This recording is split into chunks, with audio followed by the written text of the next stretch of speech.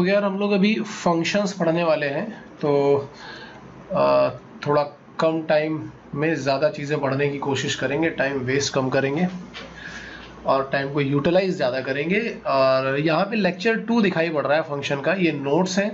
मैं नोट्स को भी थोड़ी देर में साइड भी कर दूंगा एक्सप्लेन करने के लिए, कभी कभी मैं यूज़ करूंगा इन नोट्स को। लेक्चर 2 इसलिए दिख रहा है क्योंकि लेक्चर 1 में हम लोग जनरली वो चीज़ें पढ़ते हैं जो बेसिक्स में आती हैं। तो अगर आपने अभी तक बेसिक्स नहीं पढ़े हो तो आप बेसिक वाले लेक्चर देख लीजिएगा। तो 12th में जब हम फंक्शन पढ़ना शुरू करते हैं तो फर्स्ट लेक्चर में सिर्फ बेसिक्स का रिविजन करते हैं। तो अभी यहाँ पे हम क्या कर रहे हैं, अभी हम यहाँ पे फंक्शन पढ़ने वाले हैं। फंक्शन पढ़ने से पहले आप लोगों ने सबने सेट्स पढ़े होंगे।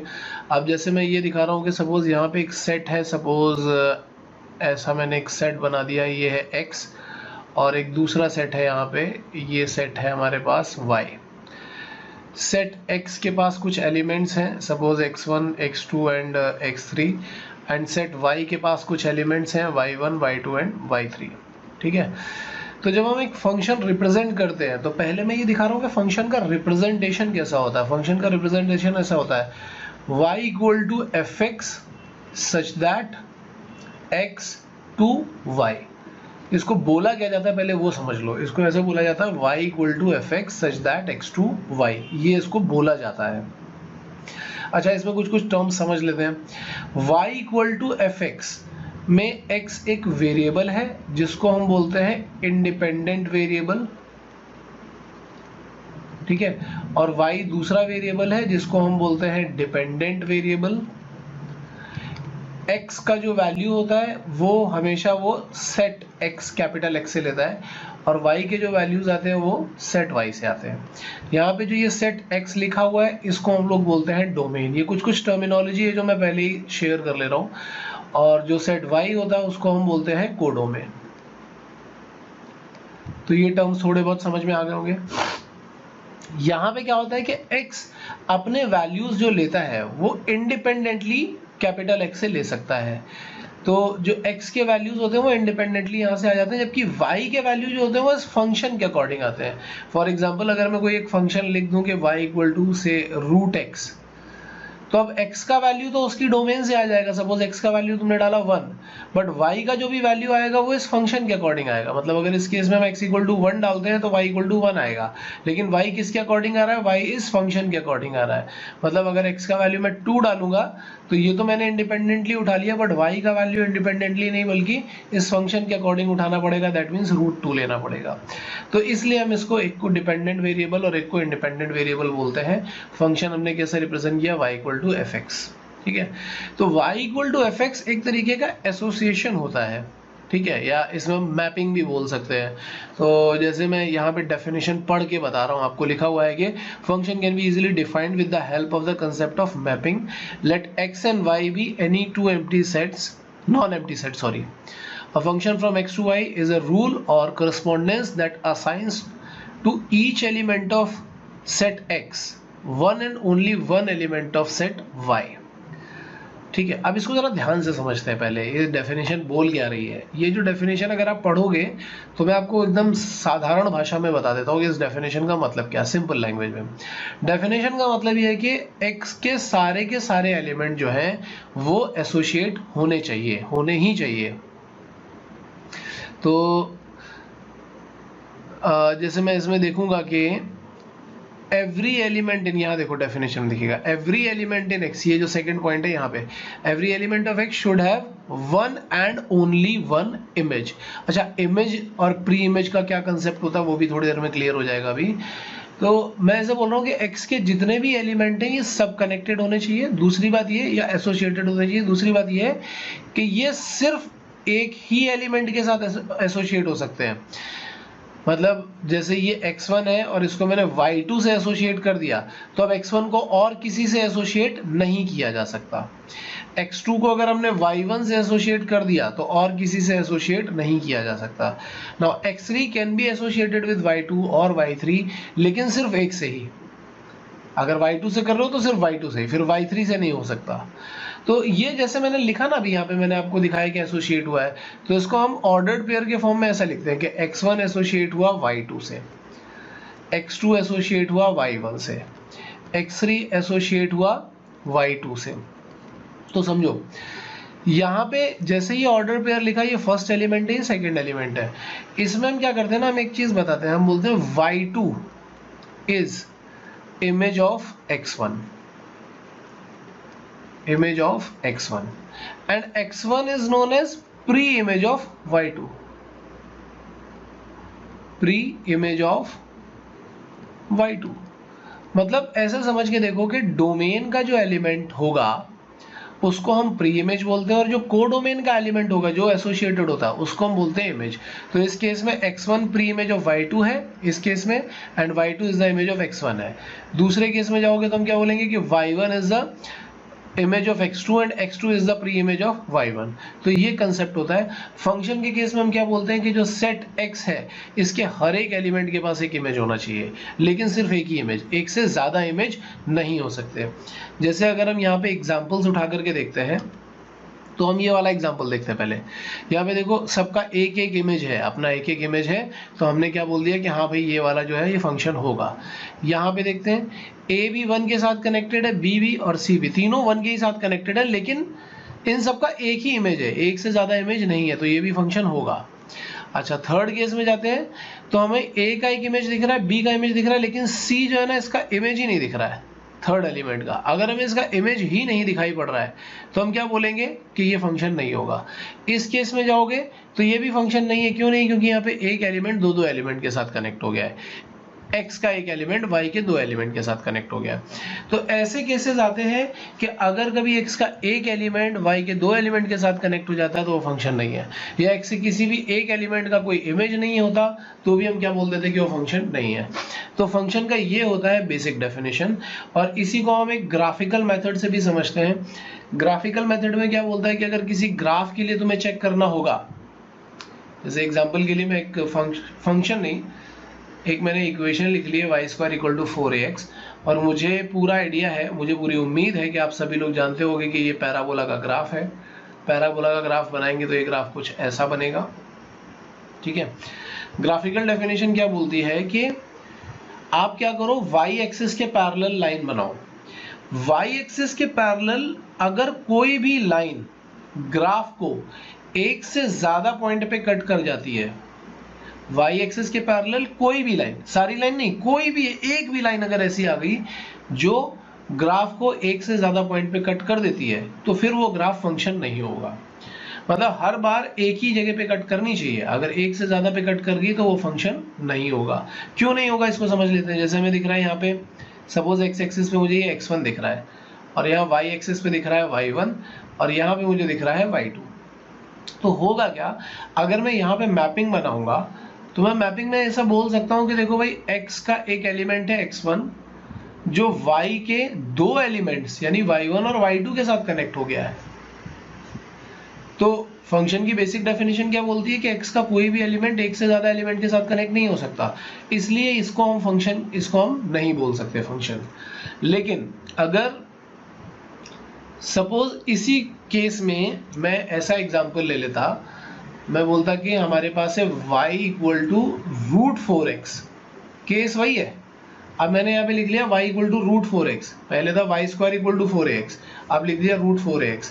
तो √4ax का जो ग्राफ होगा वो ध्यान से समझना, रूट का वैल्यू हमेशा पॉजिटिव आता है, तो हमें उस ग्राफ का वो वाला पार्ट उठाना है जो पॉजिटिव है, मतलब कि ये वाला पार्ट उठाना है। और ये वाला पार्ट जब उठाओगे तो देखो y एक्सिस के पैरेलल कितने भी लाइंस बनाते जाओ वो हमेशा एक ही पॉइंट पे कट कर रहे हैं, एक से ज्यादा पॉइंट पे कट नहीं कर रहे हैं। तो ये वाला जो ग्राफ है ये फंक्शन हो सकता है, लेकिन y² = 4ax फंक्शन नहीं हो सकता। आई थिंक आपको समझ में आ रहा होगा। इसी तरीके से अगर हम -√4ax भी लिख लेते ना तो ये भी फंक्शन हो सकता है। क्यों फंक्शन हो सकता है? क्योंकि अब हम नेगेटिव वाला पार्ट उठाएंगे। नेगेटिव वाला पार्ट भी उठाओगे तो भी क्या होगा, y एक्सिस के पैरेलल कितनी भी लाइन बनाओ सब एक ही पॉइंट पे कट कर रहे होंगे। लेकिन फिर हम क्या बोल रहे हैं, y² = 4ax फंक्शन नहीं हो सकता क्योंकि ये 2 पॉइंट पे कट कर रहा है। एक ही लाइन y एक्सिस के पैरेलल उठाई और पॉइंट पे कट कर रही है, और यहाँ पे ये हमेशा फंक्शन रहेगा। तो आई थिंक इतना आप सभी लोगों को क्लियर होगा। अब इसके बाद हम आगे वाले पॉइंट्स पे चलते हैं एक एक करके। अब जैसे कोई बोलेगा कि वैल्यू ऑफ फंक्शन बतानी है, हमें सपोज वैल्यू ऑफ फंक्शन बतानी है। फॉर एग्जांपल हमारे पास एक फंक्शन ऐसा किसी ने लिख दिया कि y इक्वल टू कुछ भी आप लिख लो यार, sin x लिख लो चलो। तो वैल्यू ऑफ फंक्शन का मतलब क्या है कि आप जब x का वैल्यू सब्स्टिट्यूट करोगे, जैसे x का वैल्यू 0 सब्स्टिट्यूट किया तो y का वैल्यू क्या आ जाएगा, sin 0 दैट इज 0। तो ये जो वैल्यू आ रही है ना, this is the value of function. जैसे मैं x का वैल्यू π/2 सब्स्टिट्यूट करूंगा तो y का वैल्यू आ जाएगा sin π/2 and sin π/2 is what 1। So ये जो 1 आया, this is the value of function. अब कभी कभी वो ये भी बोल देते हैं कि भाई कितने फंक्शन एग्जिस्ट कर सकते हैं ये बताओ, ऐसे कितने फंक्शन हो सकते हैं जो एग्जिस्ट कर रहे हो। तो चलो वो भी समझ लेते हैं। जैसे सपोज हमारे पास एक सेट है x, एक सेट है, मैं बड़ा सा सेट बना देता हूँ, ये है सेट x और दूसरा सेट है y, ये सेट बना दिया मैंने y। तो इस सेट में कुछ एलिमेंट्स हैं x1 x2 x3 and so on, यहाँ पे मेरे पास n एलिमेंट्स हैं और दूसरे सेट में y1 y2 y3 and so on m elements हैं। अब मैं बोलूंगा कि टोटल कितने फंक्शन यहां पे एग्जिस्ट कर सकते हैं। तो भाई देखो कंडीशन क्या होती है फंक्शन एग्जिस्ट कराने की, कि x के सारे एलिमेंट कनेक्ट होने चाहिए। तो मैं x के एलिमेंट्स के पास ही चॉइस देखूंगा, मैं देखूंगा कि x1, यहाँ पे x1 के पास कितने चॉइस है, वो या तो y1 से हो जाए या y2 या y3, ऐसे करके टोटल अगर आप देखोगे तो m चॉइसेस हैं। इसी तरीके से जब हम x2 पे जाएंगे तो x2 भी किसी भी से कनेक्ट हो सकता है बस, लेकिन होना एक से ही चाहिए। तो x2 के पास भी m चॉइसेस हैं, सिमिलरली x3 के पास भी m चॉइसेस हैं। तो ये मल्टीप्लाई होता जाएगा how many times, n times. तो ये क्या बन जाएगा, m पावर n। तो यहाँ से हम नंबर ऑफ फंक्शंस भी निकाल सकते हैं। तो आई थिंक आपको क्लियर हो रहा होगा यार ये कि फंक्शंस कैसे देखे जाते हैं, नंबर ऑफ फंक्शंस कैसे निकाले जाते हैं, क्या होते हैं फंक्शंस। तो कुछ कुछ एग्जांपल्स हैं यहाँ पे। अब जैसे मुझे एक दो एग्जांपल्स बहुत अच्छे लगते हैं। जैसे एक फंक्शन यहाँ पे लिखा हुआ है और आप लोगों ने लॉग वॉग तो पहले से पढ़ रखा होगा, तो मैं ऐसा मान के चल रहा हूँ। जैसे यहाँ पे एक ये फंक्शन लिखा हुआ है कि fy इक्वल टू से log y, then find the value of fy plus f of 1/y, ये फाइंड करना है। तो भाई देखो ये जब अगर तुम्हें फाइंड करना होगा तो तुम क्या बोलोगे, it is log y plus log of 1/y। मैं जनरली log को ln लिख देता हूँ नेचुरल बेस पे। तो जब log की प्रॉपर्टी यूज करेंगे तो it will be y into 1/y, cancel out करोगे तो it is log 1 and log 1 का जो वैल्यू आता है दैट इज 0। तो इस तरीके से हम ये वैल्यूज कैलकुलेट कर सकते हैं। अब यहाँ पे कुछ सेल्फ प्रैक्टिस प्रॉब्लम दिए हुए हैं, वो सेल्फ प्रैक्टिस प्रॉब्लम तुम लोग ट्राई करना। तो चाहो तो स्क्रीनशॉट ले सकते हो और सेल्फ प्रैक्टिस प्रॉब्लम ट्राई करो, और जो भी डाउट होंगे वो हम डाउट सेशन में डिस्कस करेंगे। अच्छे क्वेश्चंस हैं सारे के सारे, इसलिए इन सबको ध्यान से ट्राई करना। अब डोमेन, कोडोमेन और रेंज पे चलते हैं यार थोड़ा सा।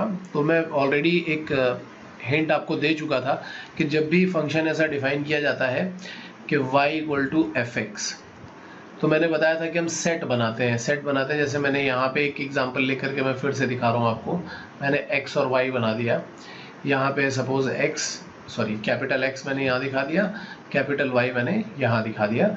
यहाँ पे एलिमेंट्स दिख रहे हैं मुझे x1 x2 एंड x3, और यहाँ पे सपोज दिख रहा है y1 y2 y3 y4, ऐसा दिख रहा है।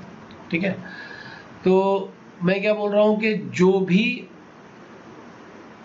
x के अंदर आ रहे हैं, मतलब इस सेट के अंदर आ रहे हैं, उनको हम बोल देते हैं डोमेन।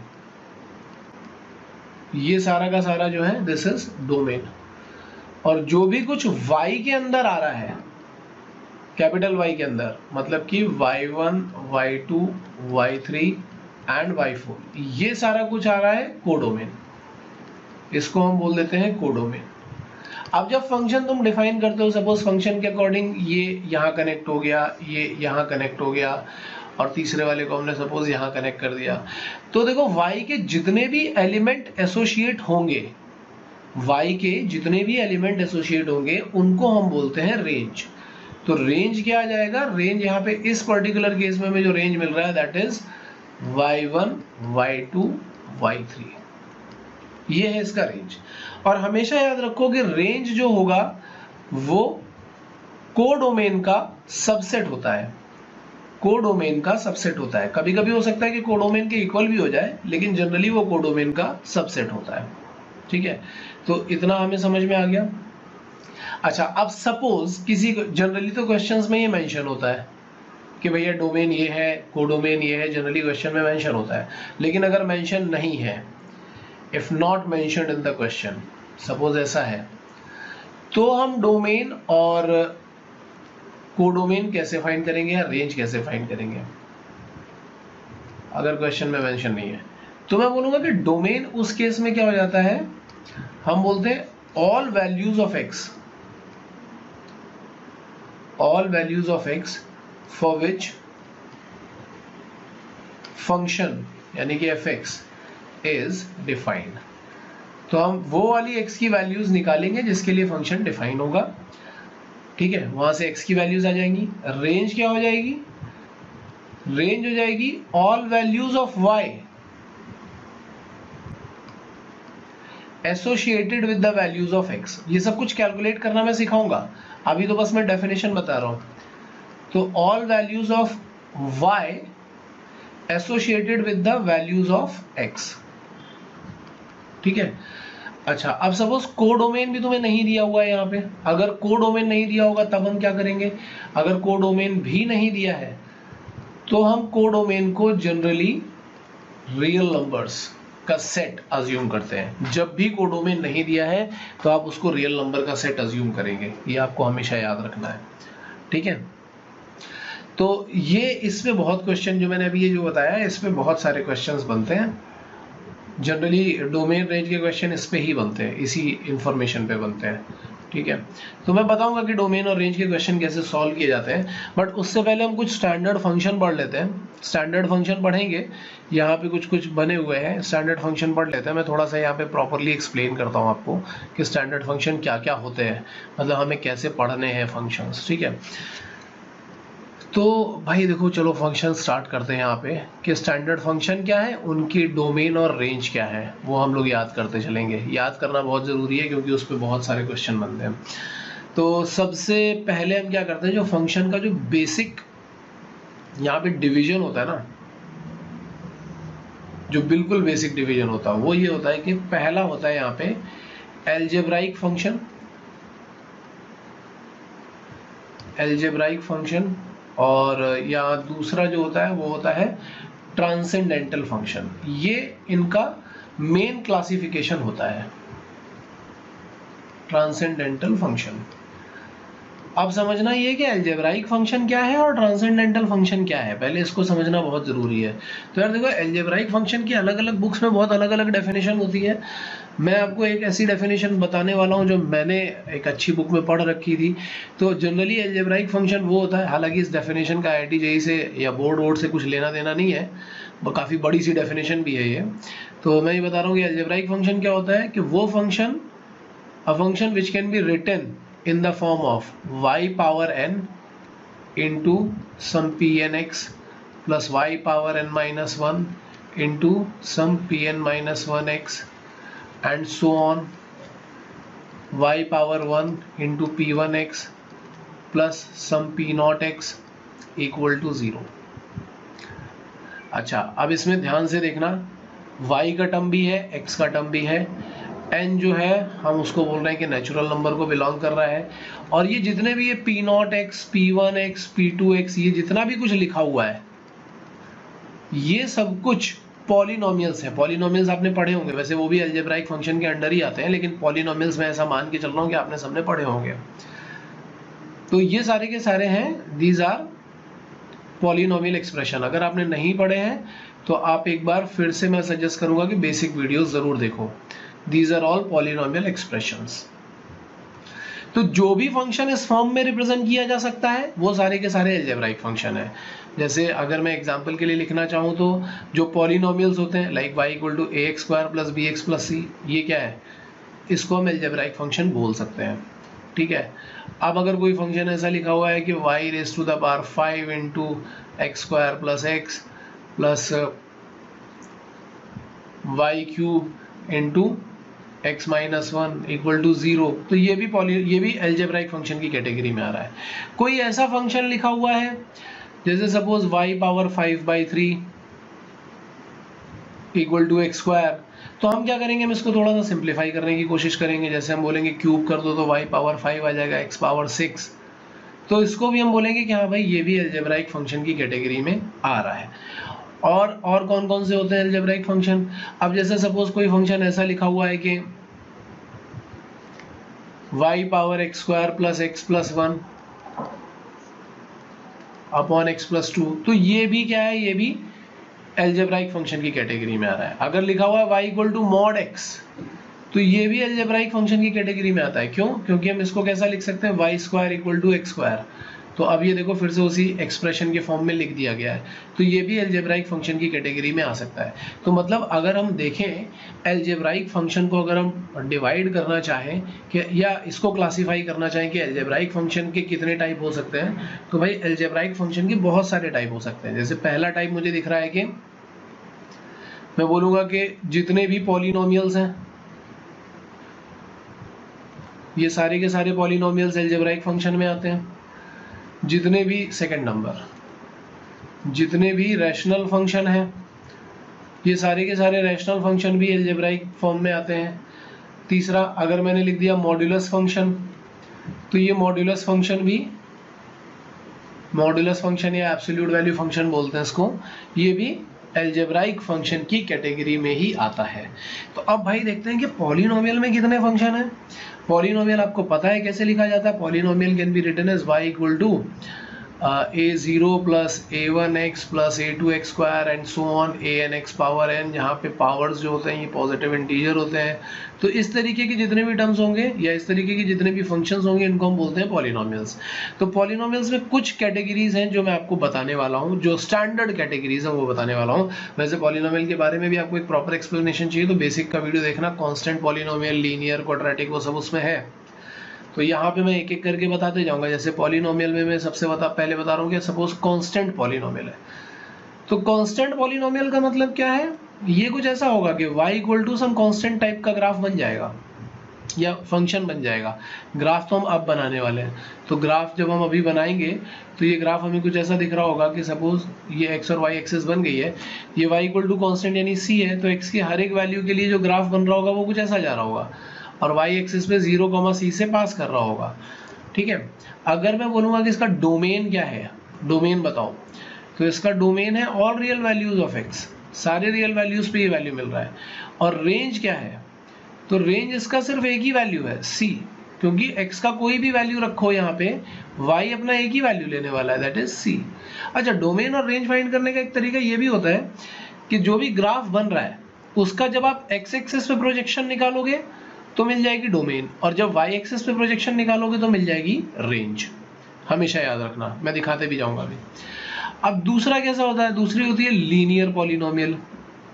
ये क्या होती है, लीनियर पॉलिनोमियल क्या होती है? Linear polynomial can be written as y equal to mx plus c। आपने स्ट्रेट लाइन का इक्वेशन देखा ही होगा, m का स्लोप और ये सब डिपेंड करता है। तो अगर हम लीनियर पॉलिनोमियल बनाएंगे तो एक स्ट्रेट लाइन बन जाएगी depending on m and c। अब जैसे लीनियर पॉलिनोमियल के जैसे कुछ स्टैंडर्ड ग्राफ्स हैं, उन ग्राफ्स को एक बार पढ़ लेते हैं। कौन सा ग्राफ है लीनियर पॉलिनोमियल का? जो स्टैंडर्ड ग्राफ है वो आता है हमारे पास आइडेंटिटी फंक्शन। आइडेंटिटी फंक्शन क्या होता है? Identity function is something like y equal to x, ये वाली जो लाइन बनती है। तो ये वाली लाइन आपको पता होगी कि ये वाली लाइन कैसे बनती है। हमें मालूम है कि इसका स्लोप है 1, ये x ओरिजिन से पास करने वाली है, ये लाइन कुछ ऐसे जा रही होगी।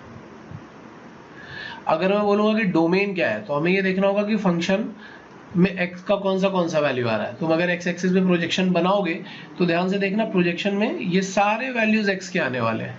ग्राफ का प्रोजेक्शन अगर हम x एक्सिस पे बनाए तो मुझे सारे वैल्यूज मिलने वाले हैं, तो मैं बोलूँगा कि ऑल रियल नंबर्स। और यहाँ पे अगर रेंज पूछी जाएगी तो रेंज क्या आएगी, रेंज भी क्या आएगी, ऑल रियल नंबर्स। अगर तुम y एक्सिस पे प्रोजेक्शन बनाओगे तो वहाँ पे भी ऑल रियल नंबर्स आ रहा होगा। तो ये आइडेंटिटी फंक्शन हो गया। इसी के साथ एक मैच करता हुआ फंक्शन होता है y equal to minus x. अगर हम y equal to minus x का ग्राफ बनाएंगे तो आपको वो भी पता है कि माइनस एक्स का ग्राफ कैसे बनता है, आपने कोऑर्डिनेट ज्योमेट्री में पढ़ा जरूर होगा। तो इस तरीके का ग्राफ बन जाता है y equal to minus x का। फिर हम चलते हैं क्वाड्रेटिक फंक्शन पे। क्वाड्रेटिक क्या होते हैं, तो क्वाड्रेटिक जैसे मैं यहाँ पे दिखा रहा हूँ y equal to A X square plus B X plus C. तो जब आपने क्वाड्रेटिक इक्वेशन पढ़ी होगी तो आपने ज़रूर इसका ग्राफ पढ़ा होगा। ठीक है, अभी मैं उसको पूरा उतना डेप्थ में एक्सप्लेन नहीं कर रहा हूँ। अगर आपने नहीं पढ़ा होगा तो आप एक बार क्वाड्रेटिक इक्वेशन ज़रूर जा करके देखना, तो आपको मिल जाएगा, वीडियो लेक्चर्स में मिल जाएगा ग्राफ कैसे बनता है इसका। मैं इसके स्टैंडर्ड केसेस डिस्कस करने वाला हूँ, जैसे y = x² है। अगर y = x² है और हम y = x² का ग्राफ प्लॉट करेंगे तो ये ग्राफ कुछ ऐसा बनना चाहिए, एक parabola that is opening upward. अगर तुम वैल्यूज पुट कर करके भी बनाओगे तो बहुत आराम से बना सकते हो इसको। x = 0 पे 0 आएगा, x = 1 पे 1 आएगा एंड सो ऑन।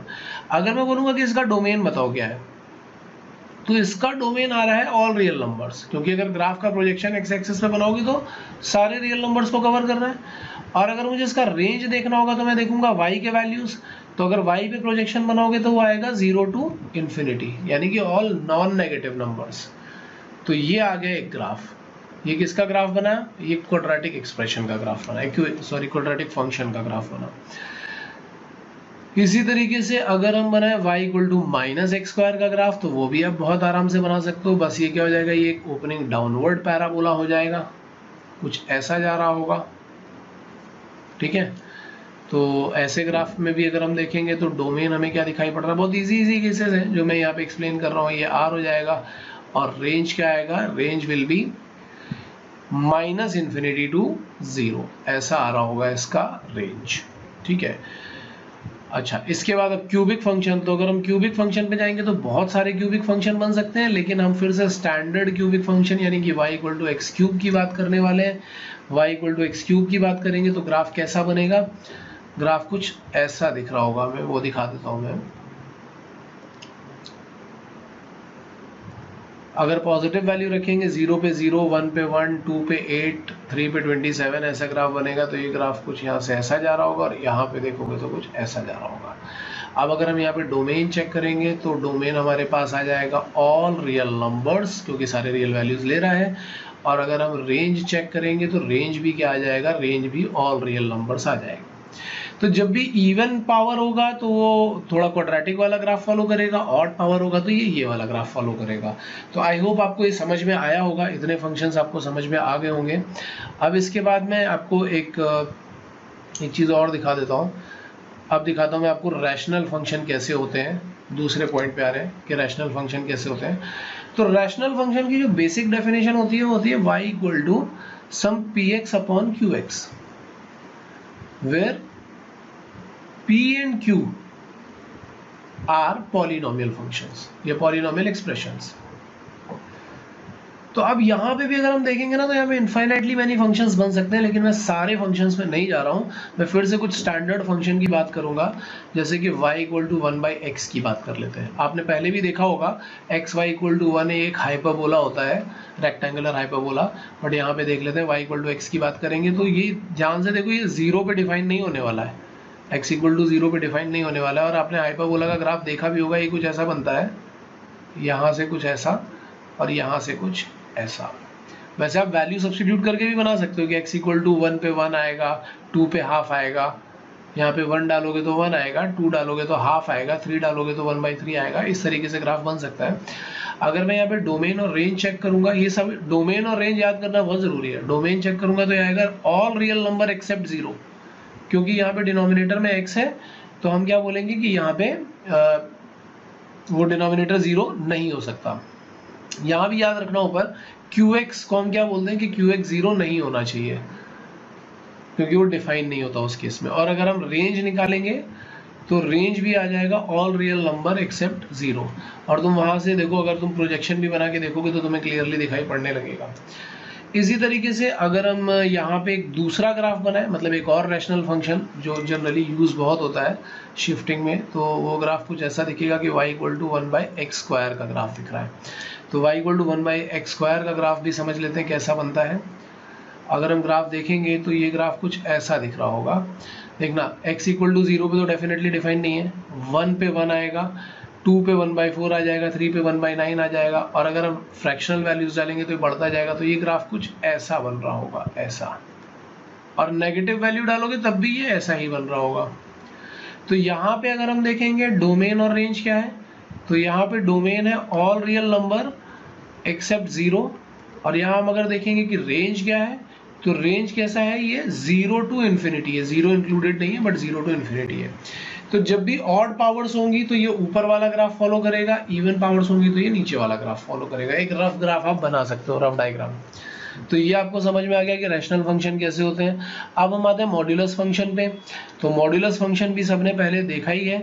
इसका ग्राफ होता है y equal to mod x, और हम इसको ऐसा ओपन करते हैं x for all x greater than equal to 0 and minus x for all x lesser than equal to 0। ठीक है, और अगर इसका ग्राफ बनाओगे तो ये वी शेप का ग्राफ हमें मिल जाता है। ये कुछ ऐसा वी शेप का ग्राफ हमें मिल जाता है। y इक्वल टू एक्स का ग्राफ हमने यहाँ बना दिया, और y equal to minus x का ग्राफ हमने यहाँ पे बना दिया। ठीक है, अगर हम इसका डोमेन चेक करेंगे तो इसका डोमेन है हमारे पास ऑल रियल नंबर्स, और अगर हम इसका रेंज देखेंगे तो इसका रेंज आ रहा है 0 टू इन्फिनिटी, 0 से लेकर के ऊपर इन्फिनिटी तक सब कुछ जा रहा है। अब मॉड्यूलस फंक्शन भी यार हम लोग 11th में बेसिक्स में पढ़ते हैं और बहुत डिटेल में पढ़ते हैं। तो आप लोग एक बार, अगर आपने नहीं पढ़ा होगा तो एक बार ज़रूर बेसिक्स के लेक्चर चेकआउट करना। वहाँ पे modulus function, modulus equation, modulus inequalities और पता नहीं क्या क्या मॉड्यूलस से रिलेटेड सब कुछ है। ठीक है, तो मॉड से रिलेटेड अगर डिटेल इन्फॉर्मेशन चाहिए तो आप वो एक बार देख सकते हो। तो ये हमने अभी तक जो भी कुछ देखा, ये हमने क्या देखा, ये हमने देखा कि अलजेब्राइक फंक्शन, अभी मैं ऊपर आपको जो क्लासिफिकेशन दिखा रहा था ये पूरा अलजेब्राइक फंक्शन का था। तो ये अलजेब्राइक फंक्शन क्या होते हैं, ये इसका पूरा क्लासिफिकेशन हमने कर लिया। अब हम करेंगे आगे कि ट्रांसेंडेंटल फंक्शन क्या होते हैं, उसको हम आगे देखेंगे। ओके यार, तो अब हम लोग पढ़ने वाले ट्रांसेंडेंटल फंक्शन। इस वीडियो में हम लोग ये देखेंगे कि ट्रांसेंडेंटल फंक्शन कौन से होते हैं। तो वो सारे के सारे फंक्शंस जो कि अलजेब्राइक नहीं होते हैं उनको हम ट्रांसेंडेंटल की कैटेगरी में डाल देते हैं। तो जैसे सबसे पहला वाला हम लोग देख लेते हैं। सबसे पहला है सपोज लॉगरिथमिक फंक्शन।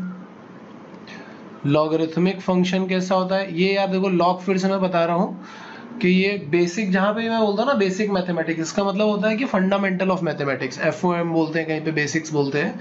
तो उसके लेक्चर्स अलग से हैं, सेपरेटली हैं अपने पास, तो आप उसमें देख सकते हो।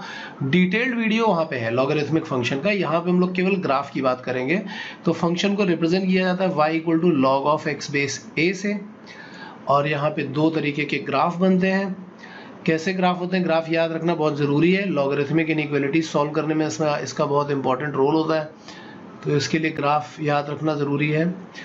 यहाँ से ग्राफ बनना स्टार्ट होता है, जो उसको कहीं 1,0 पे कट करता है और फिर ऐसा आगे निकल जाता है। ठीक है, तो ये इंक्रीजिंग केस है। ये कब होता है, when a is greater than 1, मतलब कि जो बेस है, लॉग का जो बेस है, मतलब कि ये when a is greater than 1, in that case graph ऐसा बनता है जो x एक्सिस को 1,0 पे कट कर रहा होता है। ठीक है, और एक तरीके का और ग्राफ बनता है। वो ग्राफ कैसा होता है, वो ग्राफ स्ट्रिक्टली डिक्रीजिंग होता है। ये वाला ग्राफ स्ट्रिक्टली इंक्रीजिंग था, वो वाला ग्राफ ऐसा होता है, यहाँ से डिक्रीज होना शुरू होता है। अभी भी ये कट तो वहीं कर रहा है 1,0 पे ही, बट ये डिक्रीज हो रहा होता है। और इस केस में क्या होता है कि बेस का value less than 1 and greater than 0 होता है। ठीक है, यहाँ पे अगर हम डोमेन और रेंज देखेंगे तो हमें क्लियरली दिखाई पड़ रहा है कि डोमेन जो इसका होता है, डोमेन इज 0 टू इन्फिनिटी। क्योंकि अगर हम ग्राफ का x एक्सिस पे अगर हम प्रोजेक्शन बना करके देखें तो ध्यान से देखो, ये ऐसा प्रोजेक्शन बनाओगे तो मुझे 0 से लेकर के इन्फिनिटी तक सारे वैल्यूज मिल रहे हैं। और अगर मैं रेंज चेक करूंगा तो इस ग्राफ का रेंज जो आता है वो कैसा होता है, दैट इज रियल नंबर। अगर हम y एक्सिस पे इसका प्रोजेक्शन बना करके देखेंगे तो सारे के सारे रियल नंबर्स यहाँ पे कवर हो जाते हैं। ठीक है, तो ये हो गया एक लॉगरिथमिक फंक्शन का ग्राफ। और इसी का एक और भाई है, दोस्त है, जो बोलना चाहो बोल दो, उसको हम बोलते हैं एक्सपोनेंशियल फंक्शन। ठीक है, एक्सपोनेंशियल फंक्शन और लॉगरिथमिक फंक्शन एक्चुअली एक दूसरे के इन्वर्स होते हैं, जो लास्ट में मैं बता भी दूंगा आप लोगों को। जब ये लेक्चर खत्म हो रहे होंगे सारे फंक्शन के, तो आपको क्लियर हो जाएगा। ये कुछ ऐसा लिखा होता है y equal to a power x। अच्छा, लॉग की डेफिनेशन भी देखोगे तो क्या होती है, x equal to a power y। तो थोड़ा थोड़ा बहुत तो रिलेट कर ही पा रहे होगे, y equal to a power x है। इसका ग्राफ कैसा होता है, तो इसके भी भाई दो ग्राफ बनते हैं। एक ग्राफ बनता है ऐसा, जो पास हो रहा है 0,1 से। कैसे जाएगा, ये स्ट्रिक्टली इंक्रीजिंग ग्राफ ऐसा बनता है। ये 0,1 से पास हो रहा है, ये वाला पॉइंट जो है, दिस पॉइंट इज 0,1। ठीक है, और अगर मैं दूसरा ग्राफ बनाऊं तो वो कुछ बनता है ऐसा, यहां से ही पास होगा लेकिन स्ट्रिक्टली डिक्रीजिंग होता है। तो ये जो व्हाइट वाला ग्राफ है इसमें कौन सा केस है, जब a का value less than 1 and greater than 0 है। आप कोई भी वैल्यू लेकर के चेक कर सकते हो।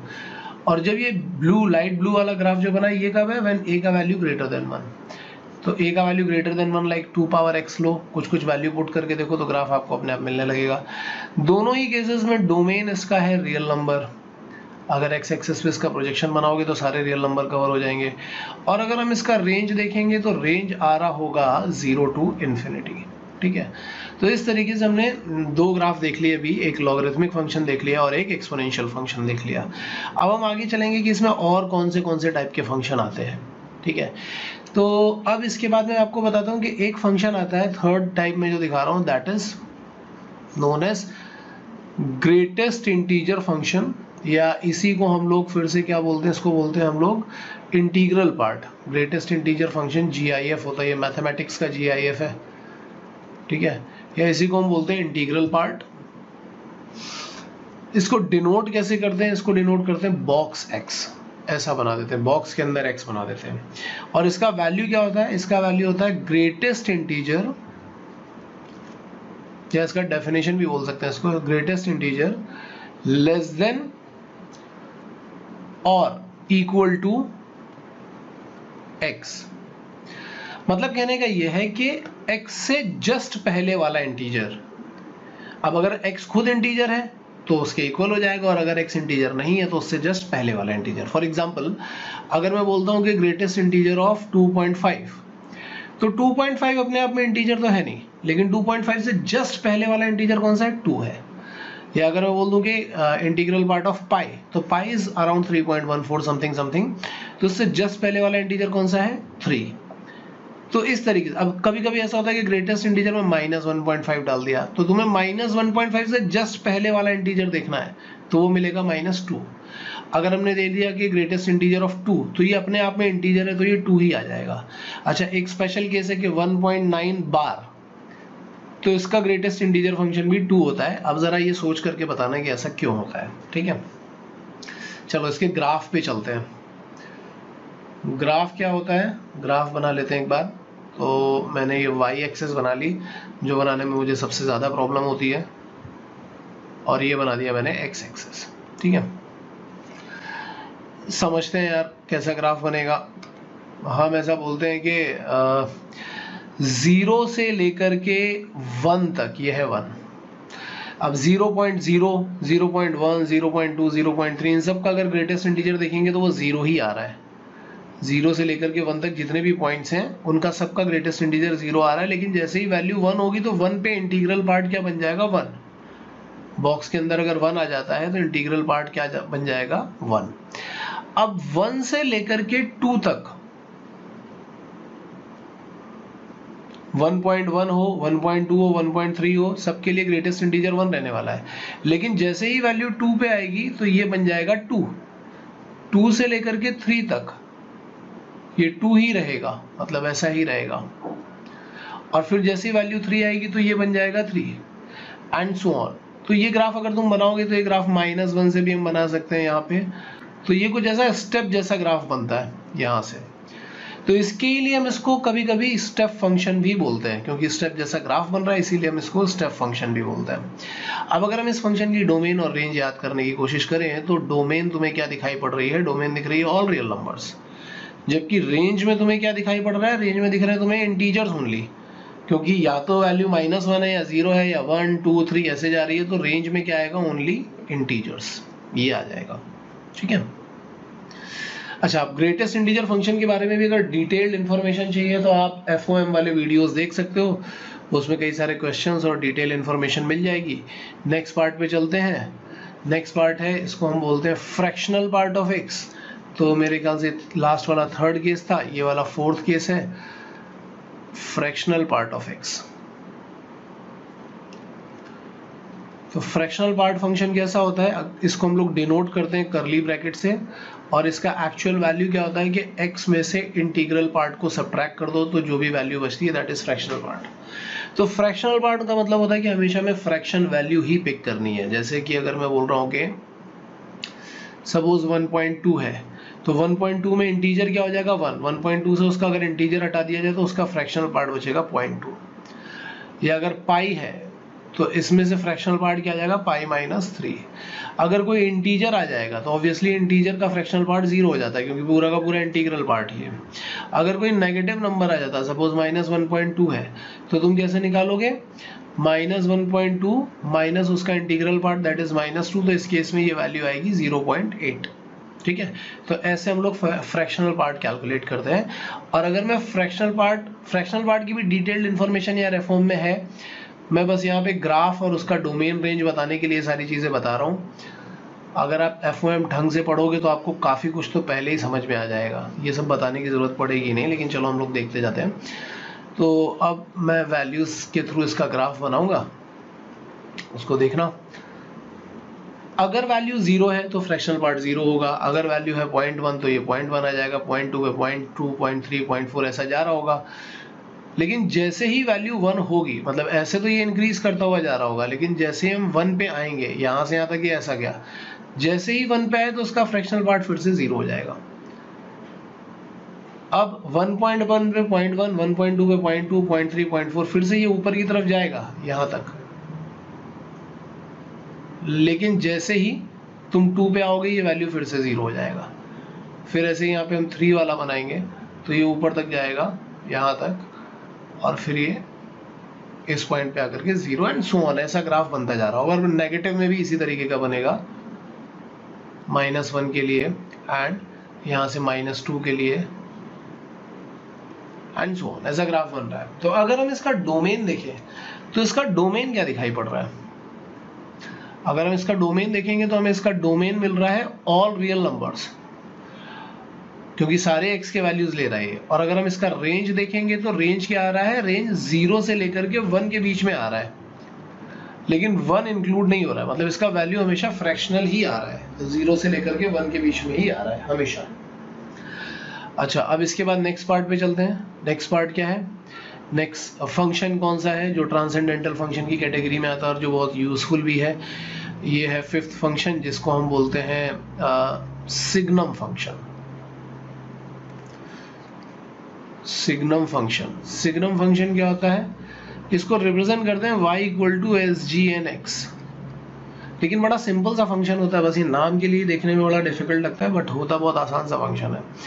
ये क्या होता है, ये अपनी वैल्यू लेता है 1, जब तक x पॉजिटिव है तब तक 1, जब x 0 हो गया तो ये वैल्यू 0 ले लेता है, और अगर x नेगेटिव है तो ये वैल्यू -1 ले लेता है। ग्राफ भी इसका बहुत सिंपल सा ही है। अगर तुम इसका ग्राफ प्लॉट करके देखोगे तो इसका ग्राफ कुछ ऐसा आ रहा होगा कि जब तक वैल्यू पॉजिटिव है तब तक ये वैल्यू ले रहा होता है 1, 0 पे इसकी वैल्यू आ जाती है 0, और जब वैल्यू नेगेटिव है तो इसकी वैल्यू आ जाती है -1, कुछ ऐसा। ठीक है, यहाँ से इन्फिनिटी जा रहा है, यहाँ से इन्फिनिटी जा रहा है, तो बड़ा सिंपल सा ग्राफ है इसका। 0 पे वैल्यू 0 हो गई है। अगर हम इसका डोमेन और रेंज चेक करेंगे तो डोमेन हमें मिलता है ऑल रियल नंबर्स, और रेंज अगर हम चेक करेंगे तो इसका रेंज हमें मिलता है -1, 0 एंड 1। केवल 3 वैल्यूज आ रही है। देखो मैंने यहाँ कर्ली ब्रैकेट यूज किया है, मैंने ये नहीं बोला -1 से +1 तक सारे वैल्यूज, केवल 3 ही वैल्यूज ले रहा है, -1, 0 एंड +1, इसलिए डिस्क्रीट वैल्यूज है, इसलिए मैंने इसको ऐसा रिप्रेजेंट किया है। तो ये हो गया एक सिग्नम फंक्शन जो ट्रांसेंडेंटल की कैटेगरी में आता है। इसके बाद जितने भी ट्रिग्नोमेट्रिक फंक्शन है, अब उनको मैं सबको एक्सप्लेन नहीं करने वाला हूँ। जितने भी ट्रिग्नोमेट्रिक फंक्शन है आपने ऑलरेडी ट्रिग्नोमेट्री में पढ़े ही होंगे, उनका सबका डोमेन और रेंज, वैसे जो नोट्स आपको मिल रहे होंगे उसमें सारा डोमेन और रेंज गिवन होगा। तो जितने भी ट्रिग्नोमेट्रिक फंक्शंस हैं वो सब इसी कैटेगरी में आते हैं। जितने भी इनवर्स ट्रिग्नोमेट्रिक फंक्शन है, अगर इसकी भी डिटेल्ड इन्फॉर्मेशन चाहिए तो आप ITF के वीडियोस देखना, उसमें आपको मिल जाएंगे। तो जितने भी इनवर्स ट्रिग्नोमेट्रिक फंक्शंस होते हैं वो भी इसी कैटेगरी में आते हैं। तो इस तरीके से हमने इनको कैटेगराइज कर लिया है। 2 तरह के फंक्शन, इनके डोमेन और रेंज, ये हमें याद रखने बहुत ज़रूरी होते हैं, और इनके बेसिस पे ही हम क्वेश्चन सॉल्व करते हैं। काफ़ी सारे क्वेश्चन जो डोमेन और रेंज के बनते हैं वो हम इन्हीं के बेसिस पे सॉल्व करते हैं। तो एक बार मैं फिर से नोट्स की तरफ चल रहा हूँ और देखना चाहता हूँ कि हम लोगों ने कहाँ पे क्या क्या ख़त्म कर लिया है। अच्छा, ये सारे फंक्शन की कैटेगरीज आप अगर देखोगे तो मैंने ऑलमोस्ट ये सारी चीज़ें कवर अप कर दी हैं। डोमेन और रेंज की एक शीट एक अलग बनी हुई है। इसके अलावा मुझे एक चीज़ और बतानी है, transformation and shifting of graph. ये बहुत इंपॉर्टेंट पॉइंट होता है, इसको समझना भी बहुत ज़रूरी है कि ट्रांसफॉर्मेशन और शिफ्टिंग कैसे की जाती है, क्या रोल होता है उसका। ठीक है, तो आगे चलेंगे, आगे में हम देखेंगे transformation and shifting of graph.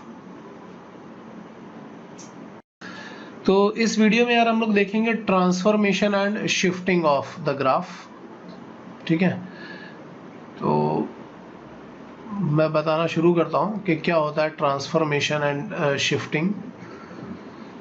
और ये पार्ट जो है ना, ये बहुत अच्छी तरीके से समझना है यार, क्योंकि अगर ये वाला पार्ट समझ में आ गया तो बहुत सारे क्वेश्चन ऐसे होते हैं डोमेन और रेंज के जो यहाँ से ही हो जाते हैं। इसके अलावा बहुत से ऐसे कॉन्टिन्यूटी एंड डिफरेंशिएबिलिटी के क्वेश्चन होते हैं जिसमें आप ग्राफ बना करके सॉल्व कर लेते हो।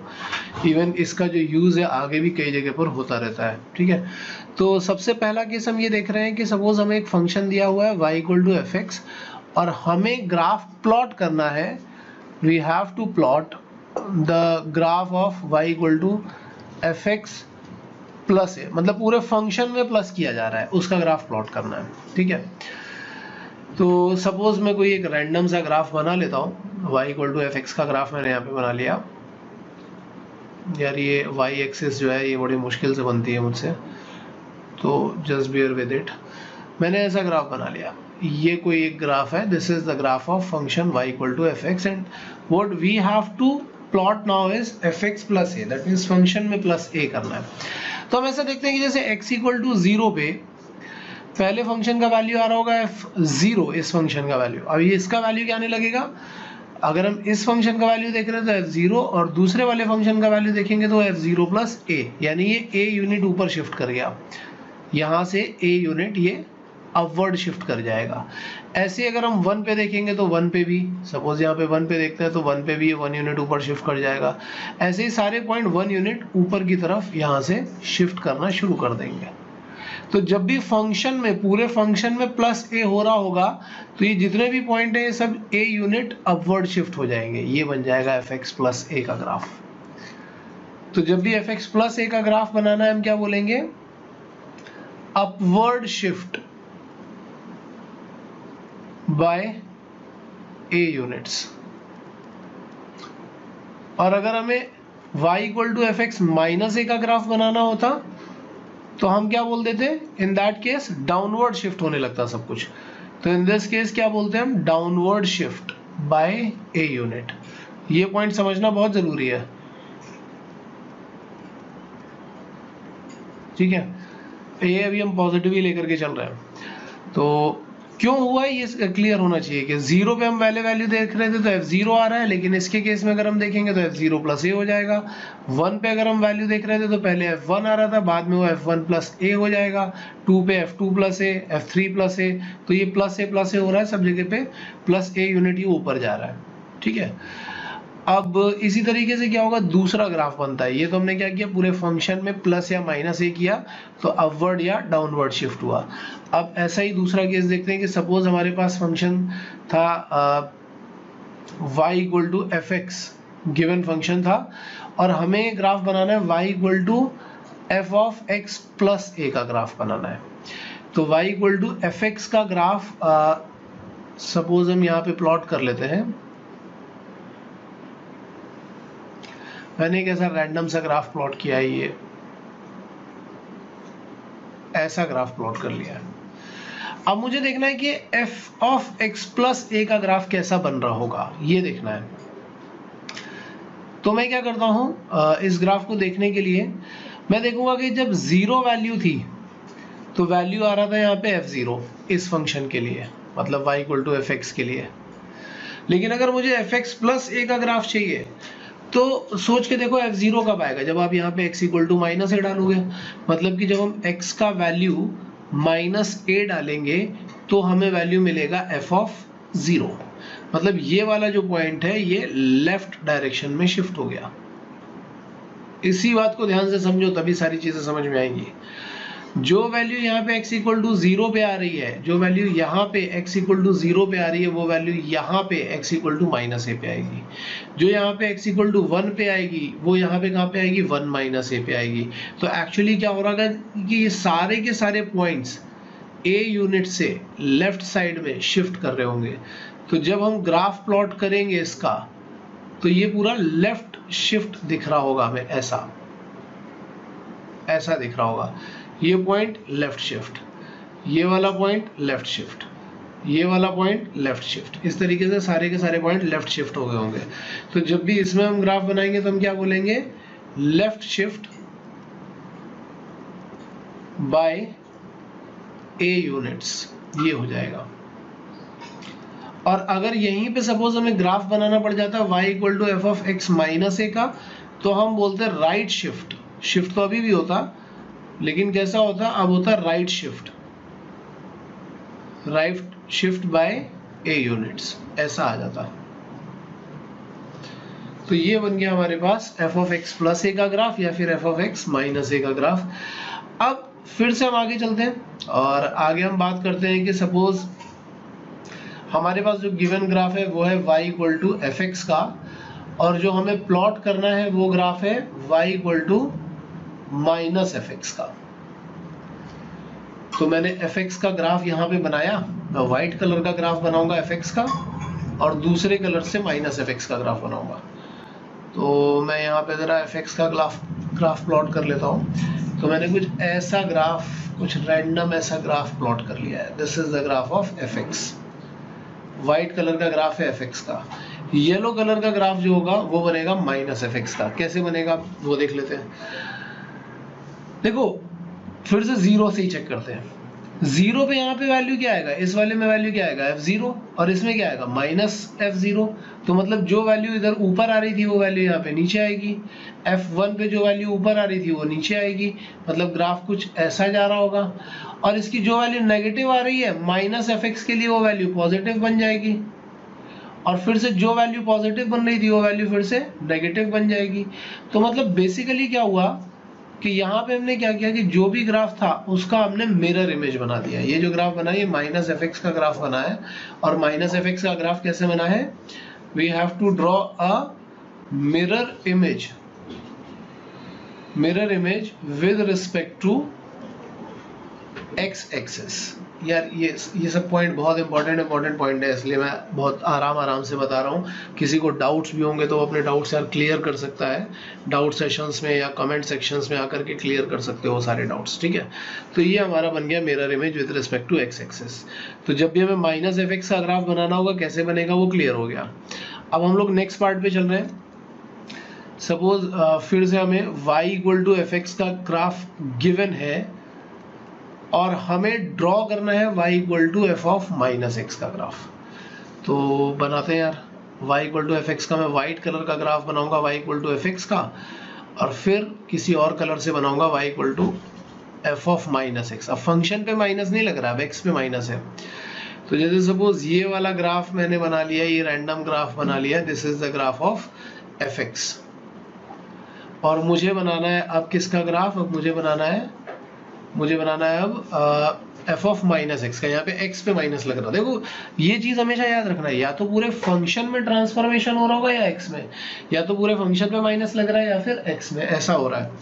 तो अब फिर से देखते हैं, जीरो का तो यहाँ पे कोई रोल नहीं हो पाएगा। अब हमें वन पे ही देखना पड़ेगा। अगर मैं एक्स इक्वल टू 1 पे जो वैल्यू देख रहा हूँ वो इस केस के लिए मुझे f1 मिल रही है, लेकिन यहाँ पे f1 कब आएगा, जब x इक्वल टू -1 डालोगे।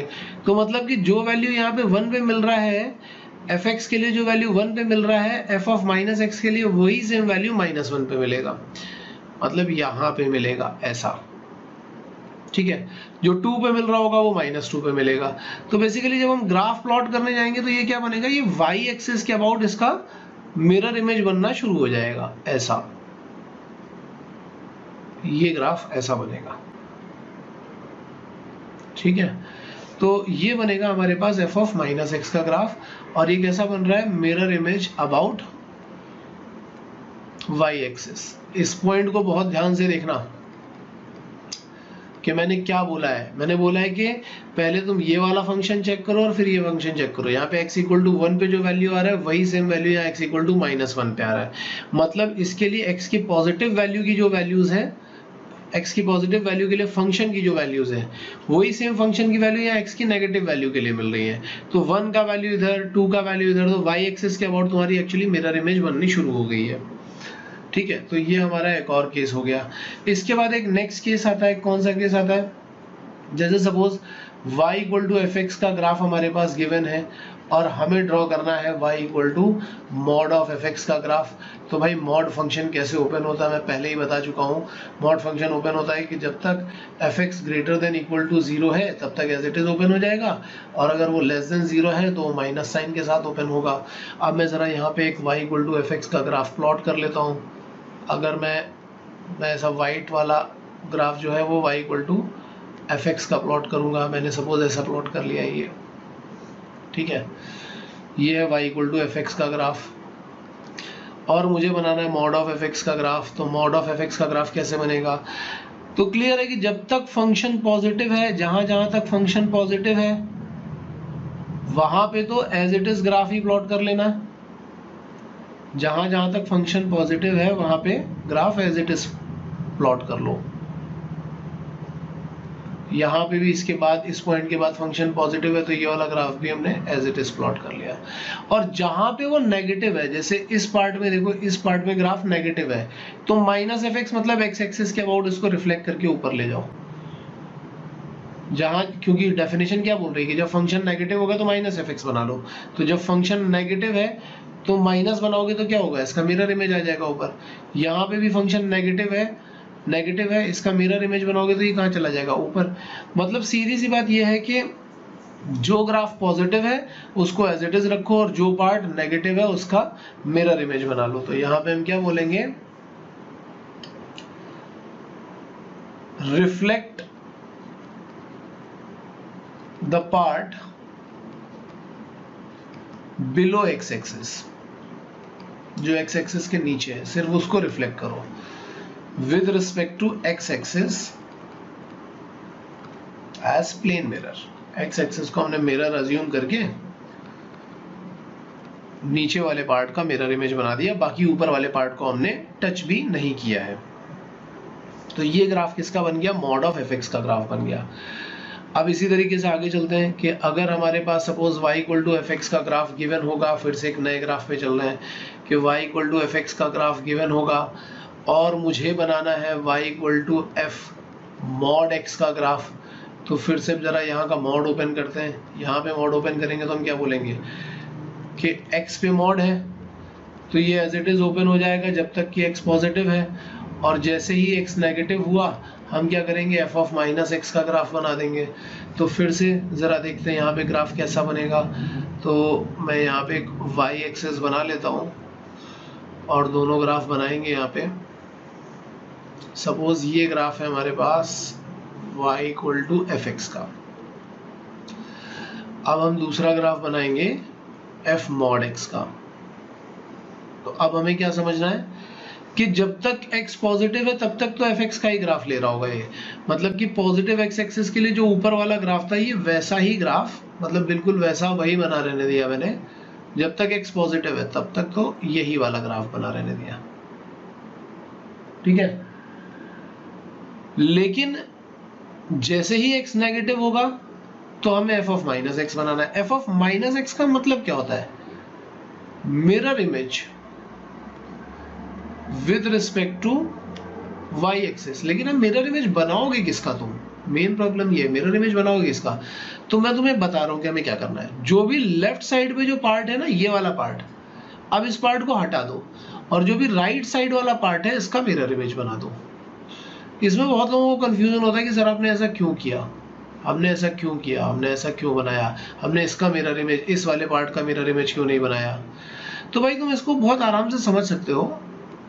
देखो यहाँ पे इस फंक्शन में तुम x इक्वल टू 1 रखोगे तब भी f1 आएगा और -1 रखोगे तब भी f1 आएगा। तो जो वैल्यू फंक्शन की 1 पे आ रही है वही वैल्यू फंक्शन की -1 पे आनी चाहिए, जो वैल्यू फंक्शन की 2 पे आ रही है वही वैल्यू फंक्शन की -2 पे आनी चाहिए। तो सीधी सी बात है कि राइट साइड वाले पार्ट को जो x एक्सिस y एक्सिस के राइट साइड पे है उसको तो हमें टच भी नहीं करना है, लेकिन जो लेफ्ट वाला पार्ट है उसको हटा दो क्योंकि वो यूजलेस है, और राइट वाले का मिरर इमेज बना दो। तो हम क्या बोलेंगे इस केस में कि रिमूव, पहले तो रिमूव करना है, remove the part which is on the left side to y axis, उसको रिमूव कर दो, and draw the mirror image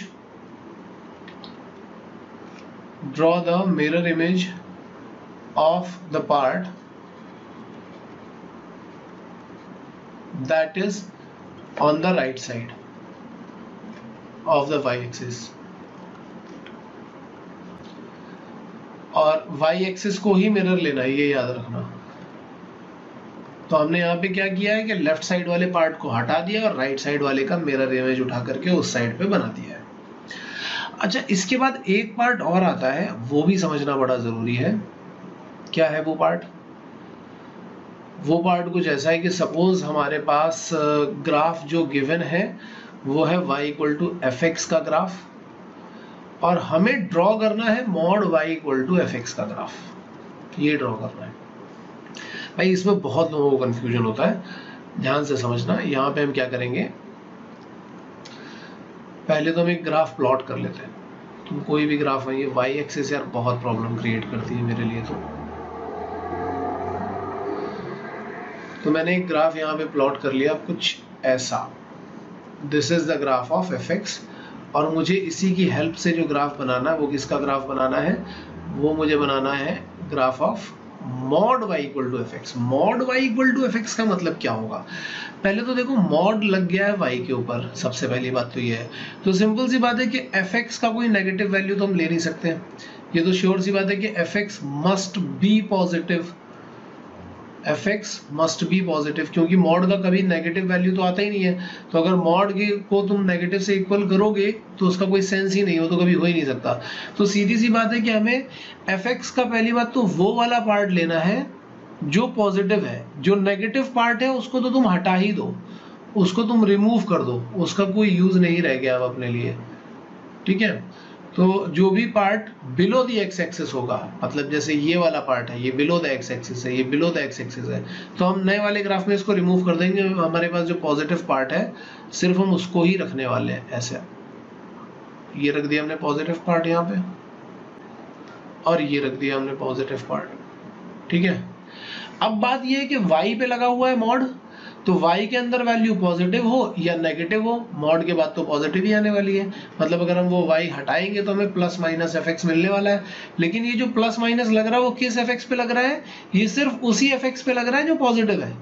तो जो पॉजिटिव है उसी का माइनस बनाओगे तो कैसा बन जाएगा? उसी का माइनस कुछ ऐसा बन जाएगा। जो पॉजिटिव है उसी का माइनस बनाओगे तो कुछ ऐसा बन जाएगा। तो एक्चुअल में हमने क्या किया कि जो भी पार्ट था बिलो एक्स एक्सिस उसको रिमूव कर दिया है।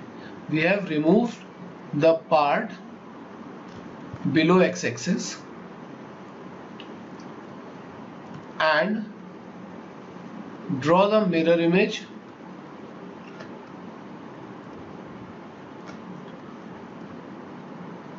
Of the part. इसको बहुत ध्यान से समझना यार, नहीं तो जितना डिस्कशन हो सकता उतना करो डाउट में।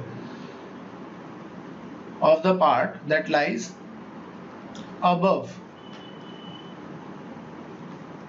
the x axis, और मिरर हमें किसको लेना है? x axis को मिरर लेना है।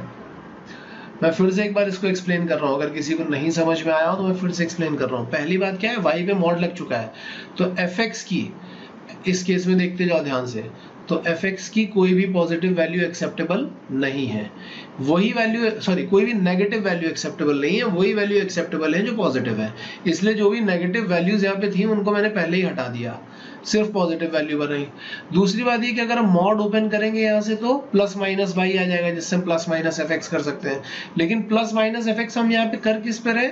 जो इधर से पॉजिटिव पार्ट आया था उसी पे प्लस माइनस किया जा रहा है, इसीलिए हमने उसका मिरर इमेज यहाँ पे बना लिया है। इसको समझना बहुत ज़रूरी है और बहुत ध्यान से समझो इसको, जितना ज़्यादा डिस्कशन हो सके उतना करो।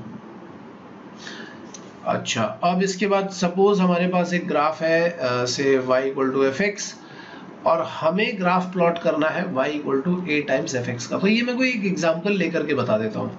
जैसे सपोज हमारे पास ग्राफ है y equal to sine x का, एक छोटा सा पार्ट बनाएंगे और फिर देखेंगे कि y इक्वल टू अगर मैं 2 साइन एक्स बनाऊँ तो क्या हो जाएगा, ठीक है।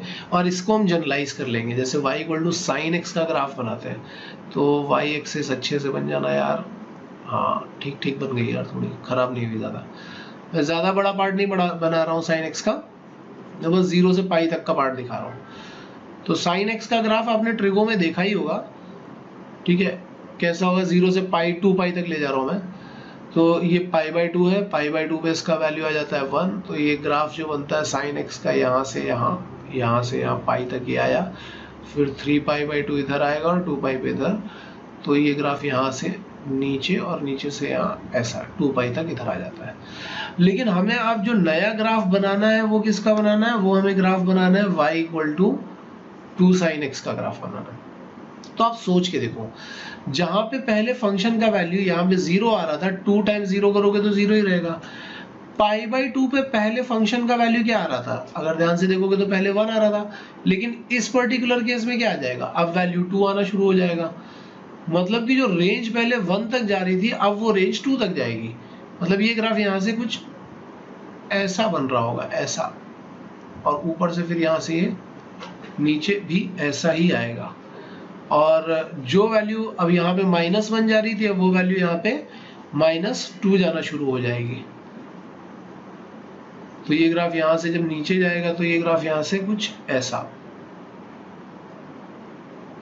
और इधर से ऐसा।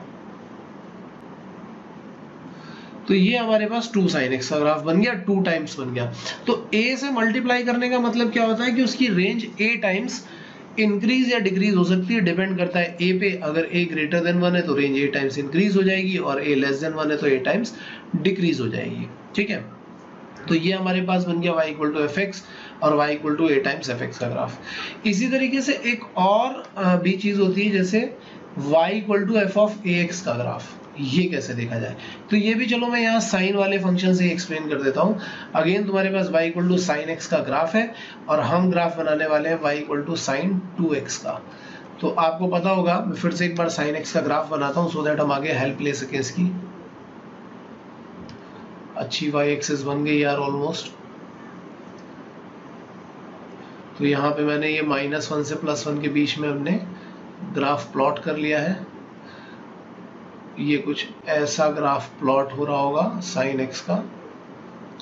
0 ये आया पाई बाई 2, यहाँ पे आ गया है पाई, यहाँ पे आ जाएगा 3 पाई बाई 2 और यहाँ पे आ जाएगा 2 पाई। अब हमें ग्राफ किसका प्लॉट करना है, अब हमें ग्राफ प्लॉट करना है साइन 2x का। तो अगर हम साइन 2x का ग्राफ प्लॉट करेंगे तो मैंने ये नई वाली एक्सिस बना दी, ये भी नया, सब कुछ नया नया बना देता हूँ। ये वाला पॉइंट वही है, पाई बाई 2 है। यहाँ वाला पॉइंट मैंने बना दिया पाई, ये 3 पाई बाई 2 और ये 2 पाई। ये मैंने बना दिया वही उसका रेंज वाला +1। ये सपोर्टिंग लाइंस ड्रॉ करना बहुत जरूरी होता है यार, सपोर्टिंग लाइंस से ही सब कुछ बनता है, इनको सपोर्टिंग लाइंस बोलते हैं। अब ऐसे सोच के देखो कि यहाँ पे ऊपर वाले ग्राफ में, मतलब कि साइन एक्स का ग्राफ ये था ना, ये साइन एक्स का ग्राफ था। इस ग्राफ में जो वैल्यू पाई बाई 2 पे आ रही है, पाई बाई 2 पे वैल्यू क्या आ रही है, यहाँ पे आ रही है 1। लेकिन अगर तुम इस ग्राफ में पाई बाई 2 डालोगे तो sine 2 times pi by 2 sine pi बन जाएगा, और जो वैल्यू इधर पाई पे आ रही थी वो इधर पाई बाई 2 पे आने लगेगी। और अगर पाई बाई 4 डालेंगे तो साइन पाई बाई 2 का वैल्यू लेने लगेगा। मतलब ये ग्राफ थोड़ा सा श्रिंक हो जाएगा, ये ग्राफ कुछ ऐसा बन जाएगा, यहां से ऐसा, फिर ऐसा, फिर ऐसा एंड सो ऑन। तो ध्यान से देखो, ये ग्राफ ऐसा श्रिंक हो गया है और ऐसा ग्राफ बनना शुरू हो गया है। तो इसका मतलब क्या हुआ कि जब भी हम x में a मल्टीप्लाई करते हैं और a ग्रेटर देन 1 है तो ग्राफ श्रिंक हो जाएगा, टुवर्ड्स द ओरिजिन भागेगा a टाइम्स। और अगर a लेस देन 1 होगा तो ग्राफ एक्सपांड हो जाएगा और वो अवे फ्रॉम द ओरिजिन भागेगा a टाइम्स। तो ये हम लोगों ने transformation and shifting of graph देख लिया, जिसपे काफी सारे क्वेश्चन बनते हैं। इसको अच्छी तरीके से हम लोग प्रैक्टिस भी कर सकते हैं। जैसे मैं आपको कुछ कुछ क्वेश्चन इसमें प्रैक्टिस करवा देता हूँ। जैसे सपोज अगर आप मुझे कुछ क्वेश्चन मिल रहे हैं, मैं एग्जांपल दे रहा हूँ। मुझे बनाना है ग्राफ से y equal to log of mod x का। तो हम क्या करेंगे, हम पहले ग्राफ बनाएंगे log ऑफ x का और फिर हम ग्राफ बनाएंगे log ऑफ mod x का। ये बनाना बहुत जरूरी होता है, जो मैंने भी लिखा कि हम पहले क्या बनाएंगे बाद में क्या बनाएंगे। तो हमने पहले ग्राफ बनाया log ऑफ x का, मैं थोड़ा छोटा सा ही ग्राफ बनाऊंगा। log ऑफ x का ग्राफ आपको पता है इस तरीके का ग्राफ होता है। और फिर जब मैं log ऑफ mod x का ग्राफ बनाऊंगा तो वो ग्राफ कैसा बनने वाला है, जो भी राइट साइड पे उसको एज इट इज रहने दो और फिर राइट साइड वाले का मिरर इमेज बना दो लेफ्ट साइड पे। तो ये बड़ा गंदा सा ग्राफ बन गया यार मेरे से, लेकिन आप समझ रहे होगे कि मैं क्या बनाना चाहता हूँ। जो राइट साइड पे था उसका मिरर इमेज मैंने लेफ्ट साइड पे बना दिया। अब सपोज एग्जांपल मेरे पास है कि मुझे ग्राफ बनाना है y equal to mod of log x का। तो फिर से हम क्या करेंगे, हम ग्राफ बनाएंगे यहाँ पे log x का। तो log x का ग्राफ अगर आप बनाओगे तो ग्राफ आपको पता है ये ऐसा ग्राफ बनता है। मैं थोड़ा अच्छा बनाने की कोशिश कर रहा हूँ, ये बन गया ग्राफ। और मॉड ऑफ log x का ग्राफ बनाने का मतलब क्या है कि जो भी ग्राफ log x का ग्राफ जो x एक्सिस के नीचे है, जो ग्राफ x एक्सिस के नीचे है उसका मिरर इमेज मुझे ऊपर बना देना है बस। और जो ऊपर था वो तो ऊपर ही रहेगा, वो ग्राफ ऊपर ही रहेगा और जो ग्राफ नीचे था उसका मिरर इमेज हम ऊपर बना देंगे। तो इस तरीके से मॉड ऑफ log x का ग्राफ बन जाएगा। इसी तरीके से हम अपवर्ड शिफ्ट और डाउनवर्ड शिफ्ट के ग्राफ भी बना सकते हैं। कई बार हमें देखना पड़ता है कि हमें कहाँ पे क्या ऐड करना पड़ रहा है, कहाँ पे क्या ऐड नहीं करना पड़ रहा है। तो कुछ कुछ एग्जाम्पल्स हैं, आपको इस नोट्स में दिख रहे होंगे। अगर आप नोट्स में देखोगे तो आपको काफ़ी सारे एग्जाम्पल दिख जाएंगे। मैं काफ़ी नीचे चला आया हूँ यार यहाँ से बताते बताते, तो एक बार हम लोग फिर से ऊपर चलते हैं थोड़ा सा। हाँ, ये ग्राफ्स मैंने बताए थे। तो अगर आप एक बार नोट्स में गो थ्रू करोगे तो आपको कुछ कुछ एग्जाम्पल्स मिलेंगे जिसके थ्रू आप ये ग्राफ प्लॉट करके प्रैक्टिस कर सकते हो। और अगर आपको वो नहीं आते हैं समझ में तो आप डेफिनेटली डाउट सेशन में मुझसे पूछ सकते हो। तो ये कुछ ग्राफ्स हैं, ये इनके सेल्फ प्रैक्टिस प्रॉब्लम है। यहाँ पे देखो आप पेज नंबर 24 पे ये मैं मार्क कर देता हूँ, ये सारे हैं सेल्फ प्रैक्टिस प्रॉब्लम, ये सारे। तो इनका ग्राफ एक बार आप प्लॉट करके देखो और चेक करो अपने आंसर में कि उसके आंसर मैच कर रहे हैं या नहीं। अगर मैच कर रहे हैं तो बहुत अच्छी बात है, नहीं कर रहे तो डाउट सेशन में पूछो। डाउट सेशन में पूछोगे तो मैं आपको और भी ज़्यादा कुछ और अच्छे ग्राफ भी एक्सप्लेन कर दूंगा, बनाने के लिए आपको बता दूंगा। ग्राफ और भी बहुत तरीके के बनते हैं। जैसे ग्राफ आगे मैं y equal to integral part of f x का बनवा सकता हूँ, y equal to F of integral part of x का बनवा सकता हूँ, या फिर integral part of y equal to F x का बना सकता हूँ। ऐसे ग्राफ भी बना सकते हैं। लेकिन ये सब ग्राफ मैं तभी बनवाऊंगा जब आप पहले इतने क्वेश्चन कर लोगे और ग्राफ की प्रैक्टिस कर लोगे, तभी मैं बनवाऊंगा। अदरवाइज मैं आगे नहीं जाऊंगा। पहले आपको ये सारे के सारे बनाने पड़ेंगे और मुझे पूछना पड़ेगा, ठीक है। तो अब नेक्स्ट में जो चलेंगे वहां पे हम डोमेन और रेंज कैलकुलेट करेंगे। तो इस लेक्चर के लिए भी इतना काफी है। तो यार इस लेक्चर में हम लोग चलने वाले हैं अलजेब्रा ऑफ फंक्शन पे। और मेनली अभी जो हम पहले जो क्वेश्चन सॉल्व करने वाले हैं ना, वो वाले क्वेश्चन है जिसमें हम डोमेन कैसे कैलकुलेट किया जाता है वो देखेंगे। काफी सारे क्वेश्चंस बनते हैं डोमेन कैलकुलेट करने वाले, तो डोमेन कैसे कैलकुलेट किए जाते हैं वो देखेंगे। थ्योरी लिखी हुई है साइड में, आप लोग बाद में पढ़ना चाहो तो पढ़ लेना, मैं फटाफट एक्सप्लेन करते जा रहा हूँ। जैसे सपोज कोई एक फंक्शन है, suppose F x plus g x, या फंक्शन है F X minus g x, ठीक है। तो मैं ऐसा बोल रहा हूँ कि जब मुझे ऐसे फंक्शन की डोमेन चाहिए होगी तो डोमेन ऑफ एफ और डोमेन ऑफ जी, इन दोनों का इंटरसेक्शन ले लो। इवन अगर लिखा हुआ है F x into g x तो भी आपको क्या करना है, यही सेम काम करना है। मतलब इन तीन केसेस में हमें यही सेम काम करना है, डोमेन ऑफ एफ और डोमेन ऑफ जी का इंटरसेक्शन लेना है। और बहुत आसान है इसको समझना कि हमें इंटरसेक्शन क्यों लेना है। इंटरसेक्शन इसलिए लेना है क्योंकि ये जो नया फंक्शन हमारे पास बन रहा है y equal to F x plus g x और माइनस जी एक्स और f x into g x, उसके लिए पूरे फंक्शन के डिफाइन होने के लिए f और g दोनों का डिफाइन होना बहुत जरूरी है, और जहां पे दोनों का डिफाइन होना जरूरी है साइमल्टेनियसली, वहां पे इंटरसेक्शन लेना जरूरी है, इसलिए हम इंटरसेक्शन ले लेते हैं। अब अगर कभी ऐसा लिखा हुआ है function y equal to F x upon g x, तो इस केस में हम क्या बोलते हैं कि यहाँ पे भी हम domain of f and domain of g लेंगे, लेकिन यहां से हम कुछ कुछ पॉइंट हटा देंगे। कौन से पॉइंट हटा देंगे? जहां पे gx का वैल्यू 0 होगा, जहां पे भी डिनोमिनेटर 0 होगा, क्योंकि अगर डिनोमिनेटर 0 हो गया तो फंक्शन डिफाइन नहीं होगा, तो जहां पे भी डिनोमिनेटर 0 होगा वो वाले पॉइंट हमें यहां से हटाने पड़ेंगे। अच्छा, अब जैसे कुछ स्टैंडर्ड कुछ और केसेस में बताता हूं। जैसे सपोज कभी एक केस बन गया कि रूट ऑफ एफ एक्स, तो भाई तुम्हें पता है कि रूट तभी डिफाइन होता है जब रूट के अंदर की चीज जो होती है वो ग्रेटर देन इक्वल टू 0। तो हम क्या करेंगे, डोमेन कैलकुलेट करने के लिए हमें इसको सॉल्व करना पड़ेगा, और इसको जब सॉल्व करोगे और यहाँ से जो x का वैल्यू आएगा वहां से हम देखेंगे कि ओवरऑल वैल्यू क्या आने वाला है, या x का वैल्यू क्या आने वाला है, वहां से हमें डोमेन मिलेगा। सपोज अगर कोई फंक्शन ऐसा हो गया कि 1 अपॉन एफ एक्स, तो हम बोलेंगे कि ऑब्वियसली एफ एक्स 0 नहीं होना चाहिए, इसको सॉल्व कर लो, ठीक है। अगर कभी वो लिखता है कि suppose 1 upon root f x, in that case हम क्या बोलेंगे कि F x should be greater than 0 not equal to, क्योंकि यहाँ पे इक्वलिटी हम नहीं ले सकते, तो अब हमें इसको सॉल्व करना पड़ेगा। तो ये बेसिकली सब फंक्शन ऑफ फंक्शन यानी कंपोजिट फंक्शन वाले केसेस बन रहे हैं, जो आगे मैं एक्सप्लेन करूंगा अभी आपको, ठीक है। बट अभी एक एक करके छोटे छोटे केसेस देखते जाते हैं। जैसे सपोज अब हमारे पास कभी एक फंक्शन बन जाता है log ऑफ एफ एक्स। अगर log ऑफ एफ एक्स जैसा फंक्शन बन गया, तो तुम्हें पता है कि log के अंदर जो भी होगा वो ग्रेटर देन 0 होना चाहिए। log की डोमेन होती है, log x की डोमेन होती है। तो हम क्या करेंगे, हम इसको सॉल्व करेंगे और यहां से इसकी डोमेन निकालेंगे। अगर सपोज कभी ऐसा हो जाता है कि कोई फंक्शन लिखा होता है F X power G X, F X power G X ऐसा लिखा है, तो हम बोलेंगे कि F x should be greater than 0 and G X can be any real number. इन दोनों का इंटरसेक्शन ले लो, क्योंकि यहाँ पे जो बेस है वो कभी नेगेटिव नहीं लेना चाहिए। बेस अगर तुमने नेगेटिव ले लिया तो उसके लिए कभी रियली डिफाइन होगा और कभी कभी नहीं डिफाइन होगा। सो इन दैट केस हमें क्या करना पड़ता है कि हम बेस को पॉजिटिव कर लेते हैं, और gx के लिए हम बोल देते हैं कि gx should be real number. अब सपोज करो अगर कभी ऐसा क्वेश्चन बन जाए कि उसने लिख दिया कि log of fx base gx, ये लिख दिया, तो सिंपल सी बात है कि यहाँ पे जो नंबर है fx शुड बी पॉजिटिव, और जो बेस है, बेस अपनी कंडीशन को यानी कि greater than 0 and not equal to 1 को फॉलो करना चाहिए, और ये दोनों कंडीशन साइमल्टेनियसली ट्रू होनी चाहिए। तो ये हमारे पास बन जाएगा एक केस।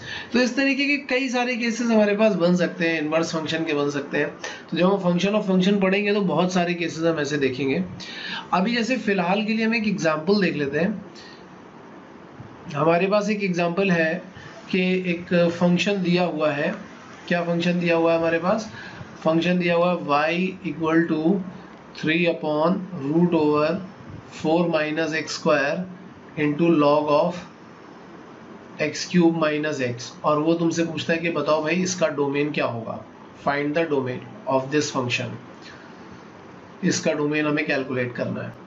तो देखो हमें सबसे पहले क्या दिख रहा है, रूट डिनोमिनेटर में रूट के अंदर 4 माइनस एक्स स्क्वायर, में क्या बोलूंगा 4 minus x square should be greater than 0, क्योंकि मैंने पहले ही बताया था ये वाला केस कि रूट के अंदर जो भी होगा ग्रेटर देन 0। फिर हमें दिख रहा है लॉग के अंदर एक्स क्यूब माइनस एक्स, तो एक्स क्यूब माइनस एक्स को हम क्या बोलेंगे, it should be greater than 0। Why? Because log का डेफिनेशन भी मैंने देखा हुआ है यहाँ पे कि लॉग का जो नंबर होता है that should be greater than 0। और ये मल्टीप्लीकेशन के केस में तो हम क्या बोलेंगे कि इंटरसेक्शन लेना चाहिए, तो इंटरसेक्शन लेते हैं। अब मैंने इसको बोल दिया कि ये है फर्स्ट केस और ये है सेकेंड केस। पहले हम फर्स्ट केस सॉल्व करेंगे, तो 4 minus x square can be written x square minus 4 less than 0, ये ग्रेटर था तो यहाँ पे लेसर आ जाएगा। फैक्टराइज करोगे तो it is x minus 2 into x plus 2 less than 0। Inequality solve करने का वेवी कर्व मेथड आप सब लोगों ने देखा होगा, अगर नहीं देखा होगा तो फिर से FOM वाले वीडियोस देखना, वहाँ पे काफ़ी सारी चीज़ें आपको इससे रिलेटेड मिल जाएंगी। हमें नेगेटिव का सोल्यूशन चाहिए तो हम बोलेंगे कि it is lying between -2 to +2। ये हमारे पास फर्स्ट केस का आंसर आ गया। अब इसके बाद हम जरा सेकंड केस कैलकुलेट करते हैं।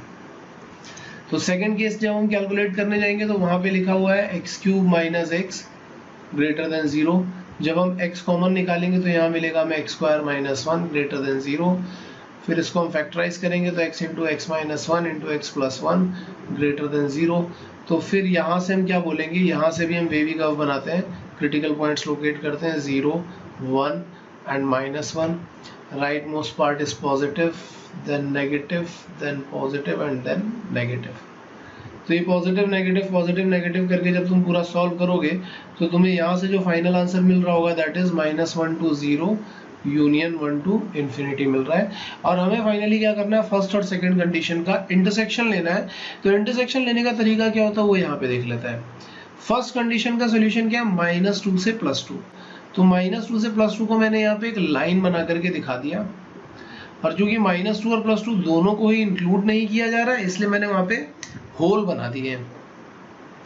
फिर दूसरे में सोल्यूशन क्या आ रहा है, -1 to 0। तो -1 यहाँ दिखाया मैंने, 0 यहाँ पे दिखाया, और मैं दूसरे वाले का सोल्यूशन दिखा रहा हूँ -1 से लेकर के 0, ये एक पार्ट हो गया। और दूसरा पार्ट क्या है, 1 से लेकर के इंफिनिटी। तो 1 से लेकर के इंफिनिटी ये दूसरा पार्ट हो गया। तो इंटरसेक्शन का मतलब क्या है, ये देखो ऊपर वाला जो था ये वाला सोल्यूशन था, ये फर्स्ट का सोल्यूशन था, और यहाँ जो सोल्यूशन आया है सेकंड का सोल्यूशन आया है। इंटरसेक्शन लेने का मतलब क्या है कि हमें कॉमन वैल्यूज लेनी है। कॉमन वैल्यूज जहाँ पे दोनों लाइनें एक साथ दिखाई पड़े तो वो हमें एक तो इस इंटरवल में दिख रही है और दूसरी इस इंटरवल में दिख रही है। तो हम फाइनल आंसर क्या बोलेंगे, यहाँ से हमारा जो फाइनल आंसर आएगा वो आएगा x belongs to -1 to 0 union 1 to 2। तो ये हमारे पास जो होगी वो डोमेन आ जाएगी उस फंक्शन की। आई थिंक डोमेन कैलकुलेट करने के लिए क्या मेथड यूज करना है आपको समझ में आ रहा होगा। इस तरीके के कुछ और क्वेश्चन, बेसिक क्वेश्चन है, वो यहाँ पे लिखे हुए हैं। अगर आप ध्यान से देखोगे, मैं उसको मार्क कर देता हूँ, तो आप इन सारे क्वेश्चंस को एक बार सॉल्व करो, और जो भी डाउट्स आते हैं उनको एक बार डाउट सेशन में ज़रूर डिस्कस करना। ये सारे क्वेश्चंस हैं, इनको एक बार ट्राई करके देखो। सब इजी क्वेश्चन है, ज़्यादा डिफिकल्ट नहीं है, और डोमेन पे इसी तरीके के क्वेश्चन बनते हैं।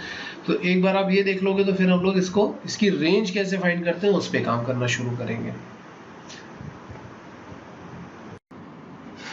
ओके यार, अब हम लोग देखेंगे यहाँ पे रेंज फाइंड करने के मेथड क्या होते हैं। डोमेन के मेथड्स आप लोगों ने देख लिए हैं, हम लोग रेंज फाइंड करने के मेथड देखेंगे। क्वेश्चन ज़रूर सॉल्व कर लेना यार, और डाउट सेशन में पूछना ज़रूर, ठीक है। जितना प्रैक्टिस करोगे उतना ही ज़्यादा फायदा मिलेगा आपको इसमें। देखो, रेंज फाइंड करने का जो पहला मेथड है ना, वो मुझे यहाँ पे ऐसा दिख रहा है। एक सेकंड रुकना यार, मैं ज़रा टिक कर लेता हूँ, इसको थोड़ा बड़ा कर लेते हैं तो विजिबिलिटी थोड़ी ज़्यादा होगी।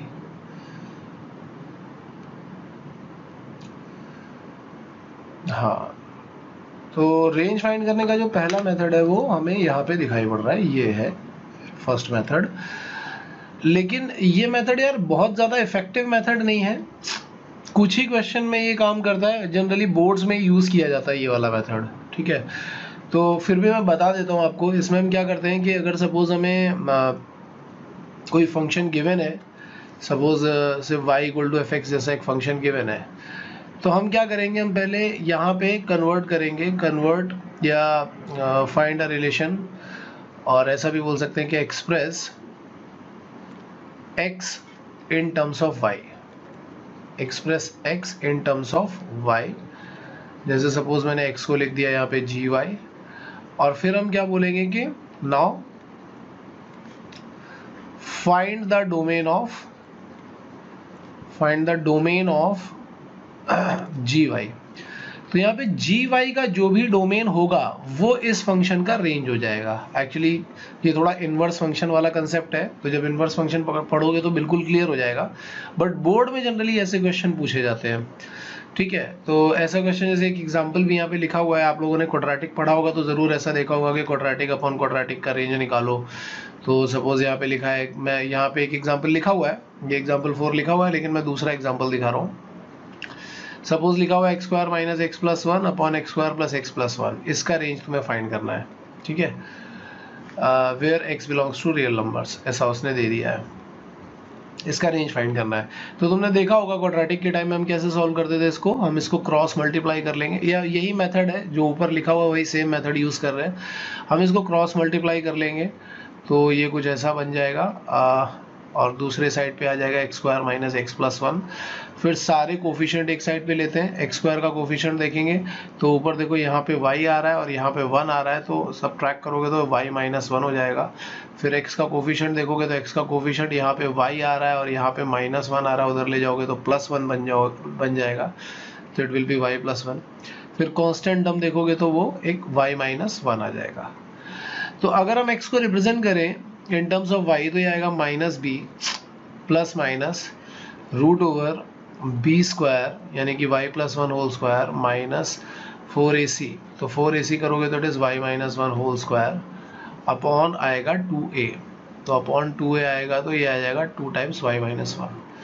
तो देखो x in terms of y आ गया। अब मैं क्या बोलूंगा कि अगर x को रियल नंबर होना है तो ऑब्वियसली रूट के अंदर जो डिस्क्रिमिनेंट दिया हुआ है that should be positive. Root के अंदर जो भी डिस्क्रिमिनेंट है जो आपको यहाँ पे दिख रहा है, this discriminant should be positive. तो हम बोलेंगे कि y plus 1 whole square minus 4 times y minus 1 whole square it should be positive.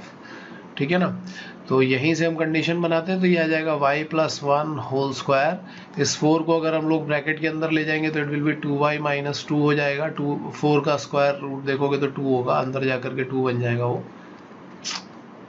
अब इधर पे a square minus b square का फॉर्मूला लगाओ तो तुम्हें मिलेगा a plus b and a minus b, और ये आ रहा होगा ऐसा, तो हमें मिल जाएगा 3y माइनस 1 और यहाँ से मिलेगा 3 माइनस y। तो ये हमें पता है कि जब भी हम इनइक्वालिटी सॉल्व करते हैं तो हम कभी y का कोफिशिएंट नेगेटिव नहीं रखते हैं, इसको हम पॉजिटिव ही बना लेते हैं। तो पॉजिटिव बनाओगे तो ऑब्वियस सी बात है कि इसका साइन चेंज हो जाएगा। फिर तुम वेवी कर्व ड्रॉ करोगे, वेवी कर्व ड्रॉ करोगे तो एक आएगा 1/3 और एक आएगा 3। जिसने भी वेवी कर्व नहीं पढ़ा हुआ है वो एक बार FOM के लेक्चर्स ज़रूर देखे यार। FOM के लेक्चर्स देखोगे तो तुम्हें सारी चीज़ें क्लियर हो जाएंगी। तो हमें यहाँ से y का रेंज मिल गया 1/3 to 3। तो ये सब चीज़ें हैं, ऐसे हम फाइंड करते हैं। बोर्ड के लिए बहुत इंपॉर्टेंट मेथड है, लेकिन अगर देखोगे तो जेई मेंस या एडवांस के लिए उतना अच्छा मेथड ये नहीं है। जेई मेंस और एडवांस के लिए हमारा जो दूसरा मेथड है, जो हमारी दूसरी अप्रोच है, मतलब कि ग्राफिकल मेथड, ये सबसे अच्छी अप्रोच है।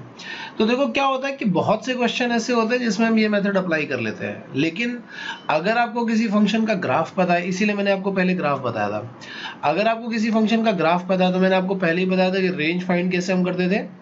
ग्राफ का प्रोजेक्शन बना लो, ग्राफ का प्रोजेक्शन बना लो y एक्सिस पे। तो जैसे ये 2-3 एग्जांपल आपको यहाँ पे दिखाई पड़ रहे हैं, तो यहाँ पे अगर आप देखना चाहो तो मैं थोड़े और बड़े बड़े करके भी दिखा सकता हूँ आपको। यहाँ पे 2-3 आपको दिखाई पड़ेंगे फंक्शन। मैं ये नोट्स में ही यूज़ कर रहा हूँ अभी, क्योंकि आगे हम लोग ग्राफ बहुत कुछ पढ़ने वाले हैं। ग्राफ में आगे जब हम ग्राफ पढ़ेंगे तो अभी हम एप्लीकेशन ऑफ डेरिवेटिव में भी ग्राफ पढ़ेंगे, एरिया अंडर द कर्व में भी ग्राफ पढ़ेंगे। तो ग्राफ अभी हम लोगों ने जस्ट शुरू किया है, बेसिक ग्राफ शुरू किए, बेसिक ट्रांसफॉर्मेशंस देखे हैं।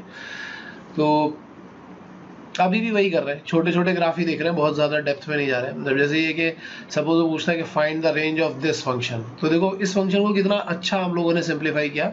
हमने x स्क्वायर माइनस 4 में फॉर्मूला लगा दिया, x माइनस 2 x प्लस 2, और x माइनस 2 कैंसिल करेंगे तो हमारे पास यहाँ पे x प्लस 2 आ जाएगा। तो y equal to x plus 2 का जब तुम ग्राफ बनाओगे तो एक स्ट्रेट लाइन बनेगा, लेकिन बस ये याद रखना कि x is not equal to 2, क्योंकि डिनोमिनेटर जो है वो 0 नहीं होना चाहिए। तो ये एक स्ट्रेट लाइन बन गया पूरा ऐसा, बस क्या है कि यहाँ पे 2 नहीं आना चाहिए।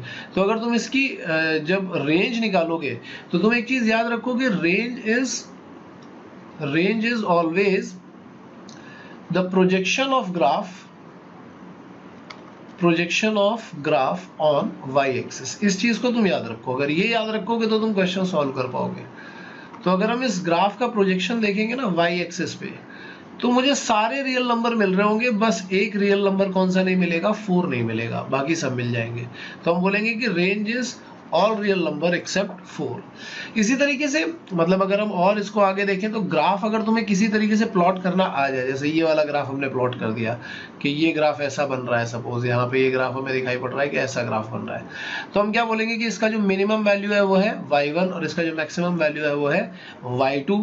तो अगर मुझे इसका रेंज निकालना होगा तो मैं बोलूंगा मिनिमम वैल्यू से मैक्सिमम वैल्यू तक ले जाओ। कंटिन्यूअस फंक्शन है, कंटिन्यूअस फंक्शन है तो तुम क्या बोलोगे, अगर तुम इसका प्रोजेक्शन बना के देखो, ये सारे पॉइंट कवर कर रहा है, यहाँ पे इधर से भी इतने पॉइंट कवर हो रहे हैं, फिर आगे देखोगे तो ये सारे पॉइंट कवर हो रहे हैं, तो बेसिकली y1 से लेकर के y2 तक के सारे पॉइंट कवर हो रहे हैं, तो इसका रेंज कैसा आ जाएगा y1 टू y2। अभी सपोज करते हैं कभी ऐसा ग्राफ डिसकंटिन्यूअस भी बन गया, जैसे इधर दिखाई पड़ रहा है, यहाँ पे कुछ और बना, फिर यहाँ पे कुछ और बना, फिर यहाँ पे कुछ और बना, तो भी हमें क्या है, हमें ये तो पता ही कि हम प्रोजेक्शन बनाएंगे। अगर प्रोजेक्शन तुमने निकाल लिया वहां से तो यहाँ से भी तुम्हें रेंज मिल जाएगा। तो जनरली अगर आपको ग्राफ बनाना आता होगा तो आप रेंज बहुत आसानी से फाइंड कर सकते हो, ये चीज बिठा लो। इसीलिए मैंने बोला था कि ग्राफ बहुत ध्यान से देखना, ग्राफ का बहुत इंपॉर्टेंट रोल होता है इसमें, ठीक है। अच्छा, एक चीज और आती है मोनोटोनिसिटी। मोनोटोनिसिटी का मतलब क्या है कि कोई फंक्शन या तो स्ट्रिक्टली इंक्रीजिंग है या स्ट्रिक्टली डिक्रीजिंग है, इन दैट केस हम क्या बोल सकते हैं। अब जैसे सपोज करते हैं यहाँ पे मैंने एक ग्राफ बनाया, आपको यहाँ दिखा रहा हूं मैं, यहाँ पे मैंने एक ग्राफ बनाया log x का या e पावर x का या कोई भी ऐसा ग्राफ, या चलो मैं ऐसे ही दिखा रहा हूँ जनरल कि कोई फंक्शन है जो x1 से लेकर के x2 तक स्ट्रिक्टली इंक्रीजिंग है। तो x1 से लेकर के x2 तक अगर वो स्ट्रिक्टली इंक्रीजिंग है, आपको पता चल जाए कि हाँ भैया वो इंक्रीजिंग है, तो उस केस में आप क्या करोगे, आप क्या बोलोगे, मिनिमम वैल्यू जो आ रही होगी वो x1 पे आ जाएगी, दैट मीन्स fx1, और जो मैक्सिमम वैल्यू होगी वो x2 पे आ जाएगी, दैट मीन्स fx2। तो आप क्या बोलोगे कि यहाँ पे जो रेंज आनी चाहिए, that range should be fx1 to fx2, बस यही होगा, ठीक है। और अगर वो फंक्शन स्ट्रिक्टली डिक्रीजिंग हो जाए, सपोज जैसे कि मैं यहाँ पे एक स्ट्रिक्टली डिक्रीजिंग फंक्शन भी आपको दिखा देता हूँ, एक फंक्शन मैंने यहाँ पे बनाया और मैंने ऐसे दिखा दिया कि वो कुछ ऐसा स्ट्रिक्टली डिक्रीजिंग है, तो अब क्या होगा, बस उल्टा हो जाएगा, x1 पे मैक्सिमम वैल्यू आ जाएगा और x2 पे मिनिमम वैल्यू आ जाएगा।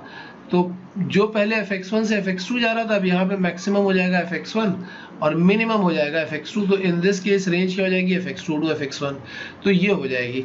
जनरली मोनोटोनिकली इंक्रीजिंग फंक्शन के लिए उनका डिफरेंशिएशन हमेशा पॉजिटिव आता है, जो भी फंक्शन मोनोटोनिकली इंक्रीजिंग होते हैं उनका डिफरेंशिएशन पॉजिटिव होता है, और जो मोनोटोनिकली डिक्रीजिंग होते हैं उनका डिफरेंशिएशन नेगेटिव होता है। तो ये हम लोग एप्लीकेशन ऑफ डेरिवेटिव में आगे जाकर के जरूर पढ़ेंगे, बट फॉर द टाइमिंग आप इसको याद रख सकते हो। तो मैंने ग्राफिकली आपको ये एक्सप्लेन कर दिया कि ये कैसे हम लोग यहाँ पे रेंज निकालेंगे, ठीक है। अब कभी कभी फंक्शन ऑफ फंक्शन के केसेस भी आ जाते हैं, तो जैसे मैं कंपोजिट फंक्शन पढ़ाऊंगा तो आपको जरूर बताऊंगा कि हम कैसे निकाल सकते हैं। तो ये कुछ क्वेश्चंस हैं यहाँ पे, और बहुत ही आसान से क्वेश्चन है। आप चाहो तो जैसे मैं आपको एक दो ग्राफ बना करके दिखा देता हूँ, जैसे ये 23rd क्वेश्चन है, ये वाला क्वेश्चन, तो हम इसको ग्राफ के थ्रू करके देखते हैं। 23rd क्वेश्चन है, सपोज मैं ऐसा लिख रहा हूँ यहाँ पे कि ये लिखा हुआ है y equal to 1 plus x square upon x square. तो मैं क्या करूंगा, मैं इसको लिख दूंगा पहले y equal to 1 upon x square plus 1, मैंने स्प्लिट करके लिख दिया। अब ध्यान से देखो, ये जो फंक्शन है, ये फंक्शन कैसे बना होगा। हमने क्या किया होगा, पहले हमने 1 अपॉन एक्स स्क्वायर का function y equal to 1 upon x square का फंक्शन बनाया होगा, और उसके बाद फिर हमने पूरे फंक्शन में 1 ऐड कर दिया, तो ये 1 यूनिट अपवर्ड शिफ्ट हो गया, ठीक है। तो ये हमने ऐसा कर दिया होगा। तो अब हम अगर ऐसे देखते हैं कि 1 अपॉन एक्स स्क्वायर का ग्राफ, तो मैंने आपको पहले ही बताया है, एक बार अगर आपने ग्राफ नहीं देखे होंगे तो देख लेना। y equal to 1 upon x square का ग्राफ कुछ ऐसा बनता है, यहाँ पे x एक्सिस को आगे टच तो नहीं करता, लेकिन हाँ बस वो x एक्सिस उसके लिए एसिम्पटोट का काम कर रही होती है, ऐसा दिख रहा होता है, लग रहा होता है कि इन्फिनिटी पे जाके कहीं टच करेगा। +1 करने का मतलब क्या है कि हमने इसको 1 यूनिट अपवर्ड शिफ्ट कर दिया। तो 1 यूनिट अपवर्ड शिफ्ट करने का मतलब क्या है कि जो पहले x एक्सिस को टच कर रहा था वो अब 1 यूनिट ऊपर चला जाएगा, 1 यूनिट ऊपर चला जाएगा, मतलब कि 0,1 को टच करता हुआ सा दिखेगा। तो ये ग्राफ कुछ ऐसा जा रहा होगा यहाँ से, और यहाँ से भी ऐसा। तो अब देखो, ग्राफ का सिर्फ ट्रांसफॉर्मेशन करने के बाद ही हमें पता चल गया कि रेंज जो है वो 1 टू इंफिनिटी जा रही है, ट्रांसफॉर्मेशन से ही पता चल गया। अदरवाइज आप अगर बोर्ड में करोगे तो क्या करते हैं, x को in terms of y represent करते हैं और उसके तरीके से करते हैं। इसी तरीके से ये सारे क्वेश्चन है, आसान से क्वेश्चन है, ठीक है। आप इन सारे क्वेश्चंस को एक बार ट्राई करो, ठीक है। ट्रिगो के रेंजेस आपने देखे हैं, क्वाड्रेटिक एक्सप्रेशन के रेंजेस देखे हैं, तो ये वही बेसिक से ही क्वेश्चन है। एक बार आप इनको सबको ट्राई करो, और एक बार जैसे आप रेंज के क्वेश्चन ट्राई कर लोगे तो डाउट्स में डिस्कशन ज़रूर करो यार, जितना ज़्यादा डिस्कशन करोगे उतना फ़ायदा होने वाला, मैं बार बार बोलते रहता हूँ। तो डिस्कशन ज़रूर करो, अगर कुछ नहीं समझ में आ रहा होगा तो हम श्योरली आगे करेंगे ही करेंगे। अभी आगे जैसे मैं कंपोजिट फंक्शन पढ़ाऊंगा तो मैं रेंज के और अच्छे अच्छे क्वेश्चन भी कराऊंगा, और अब आगे वाले लेक्चर में हम लोग थोड़ा क्लासिफिकेशन ऑफ फंक्शंस देखेंगे।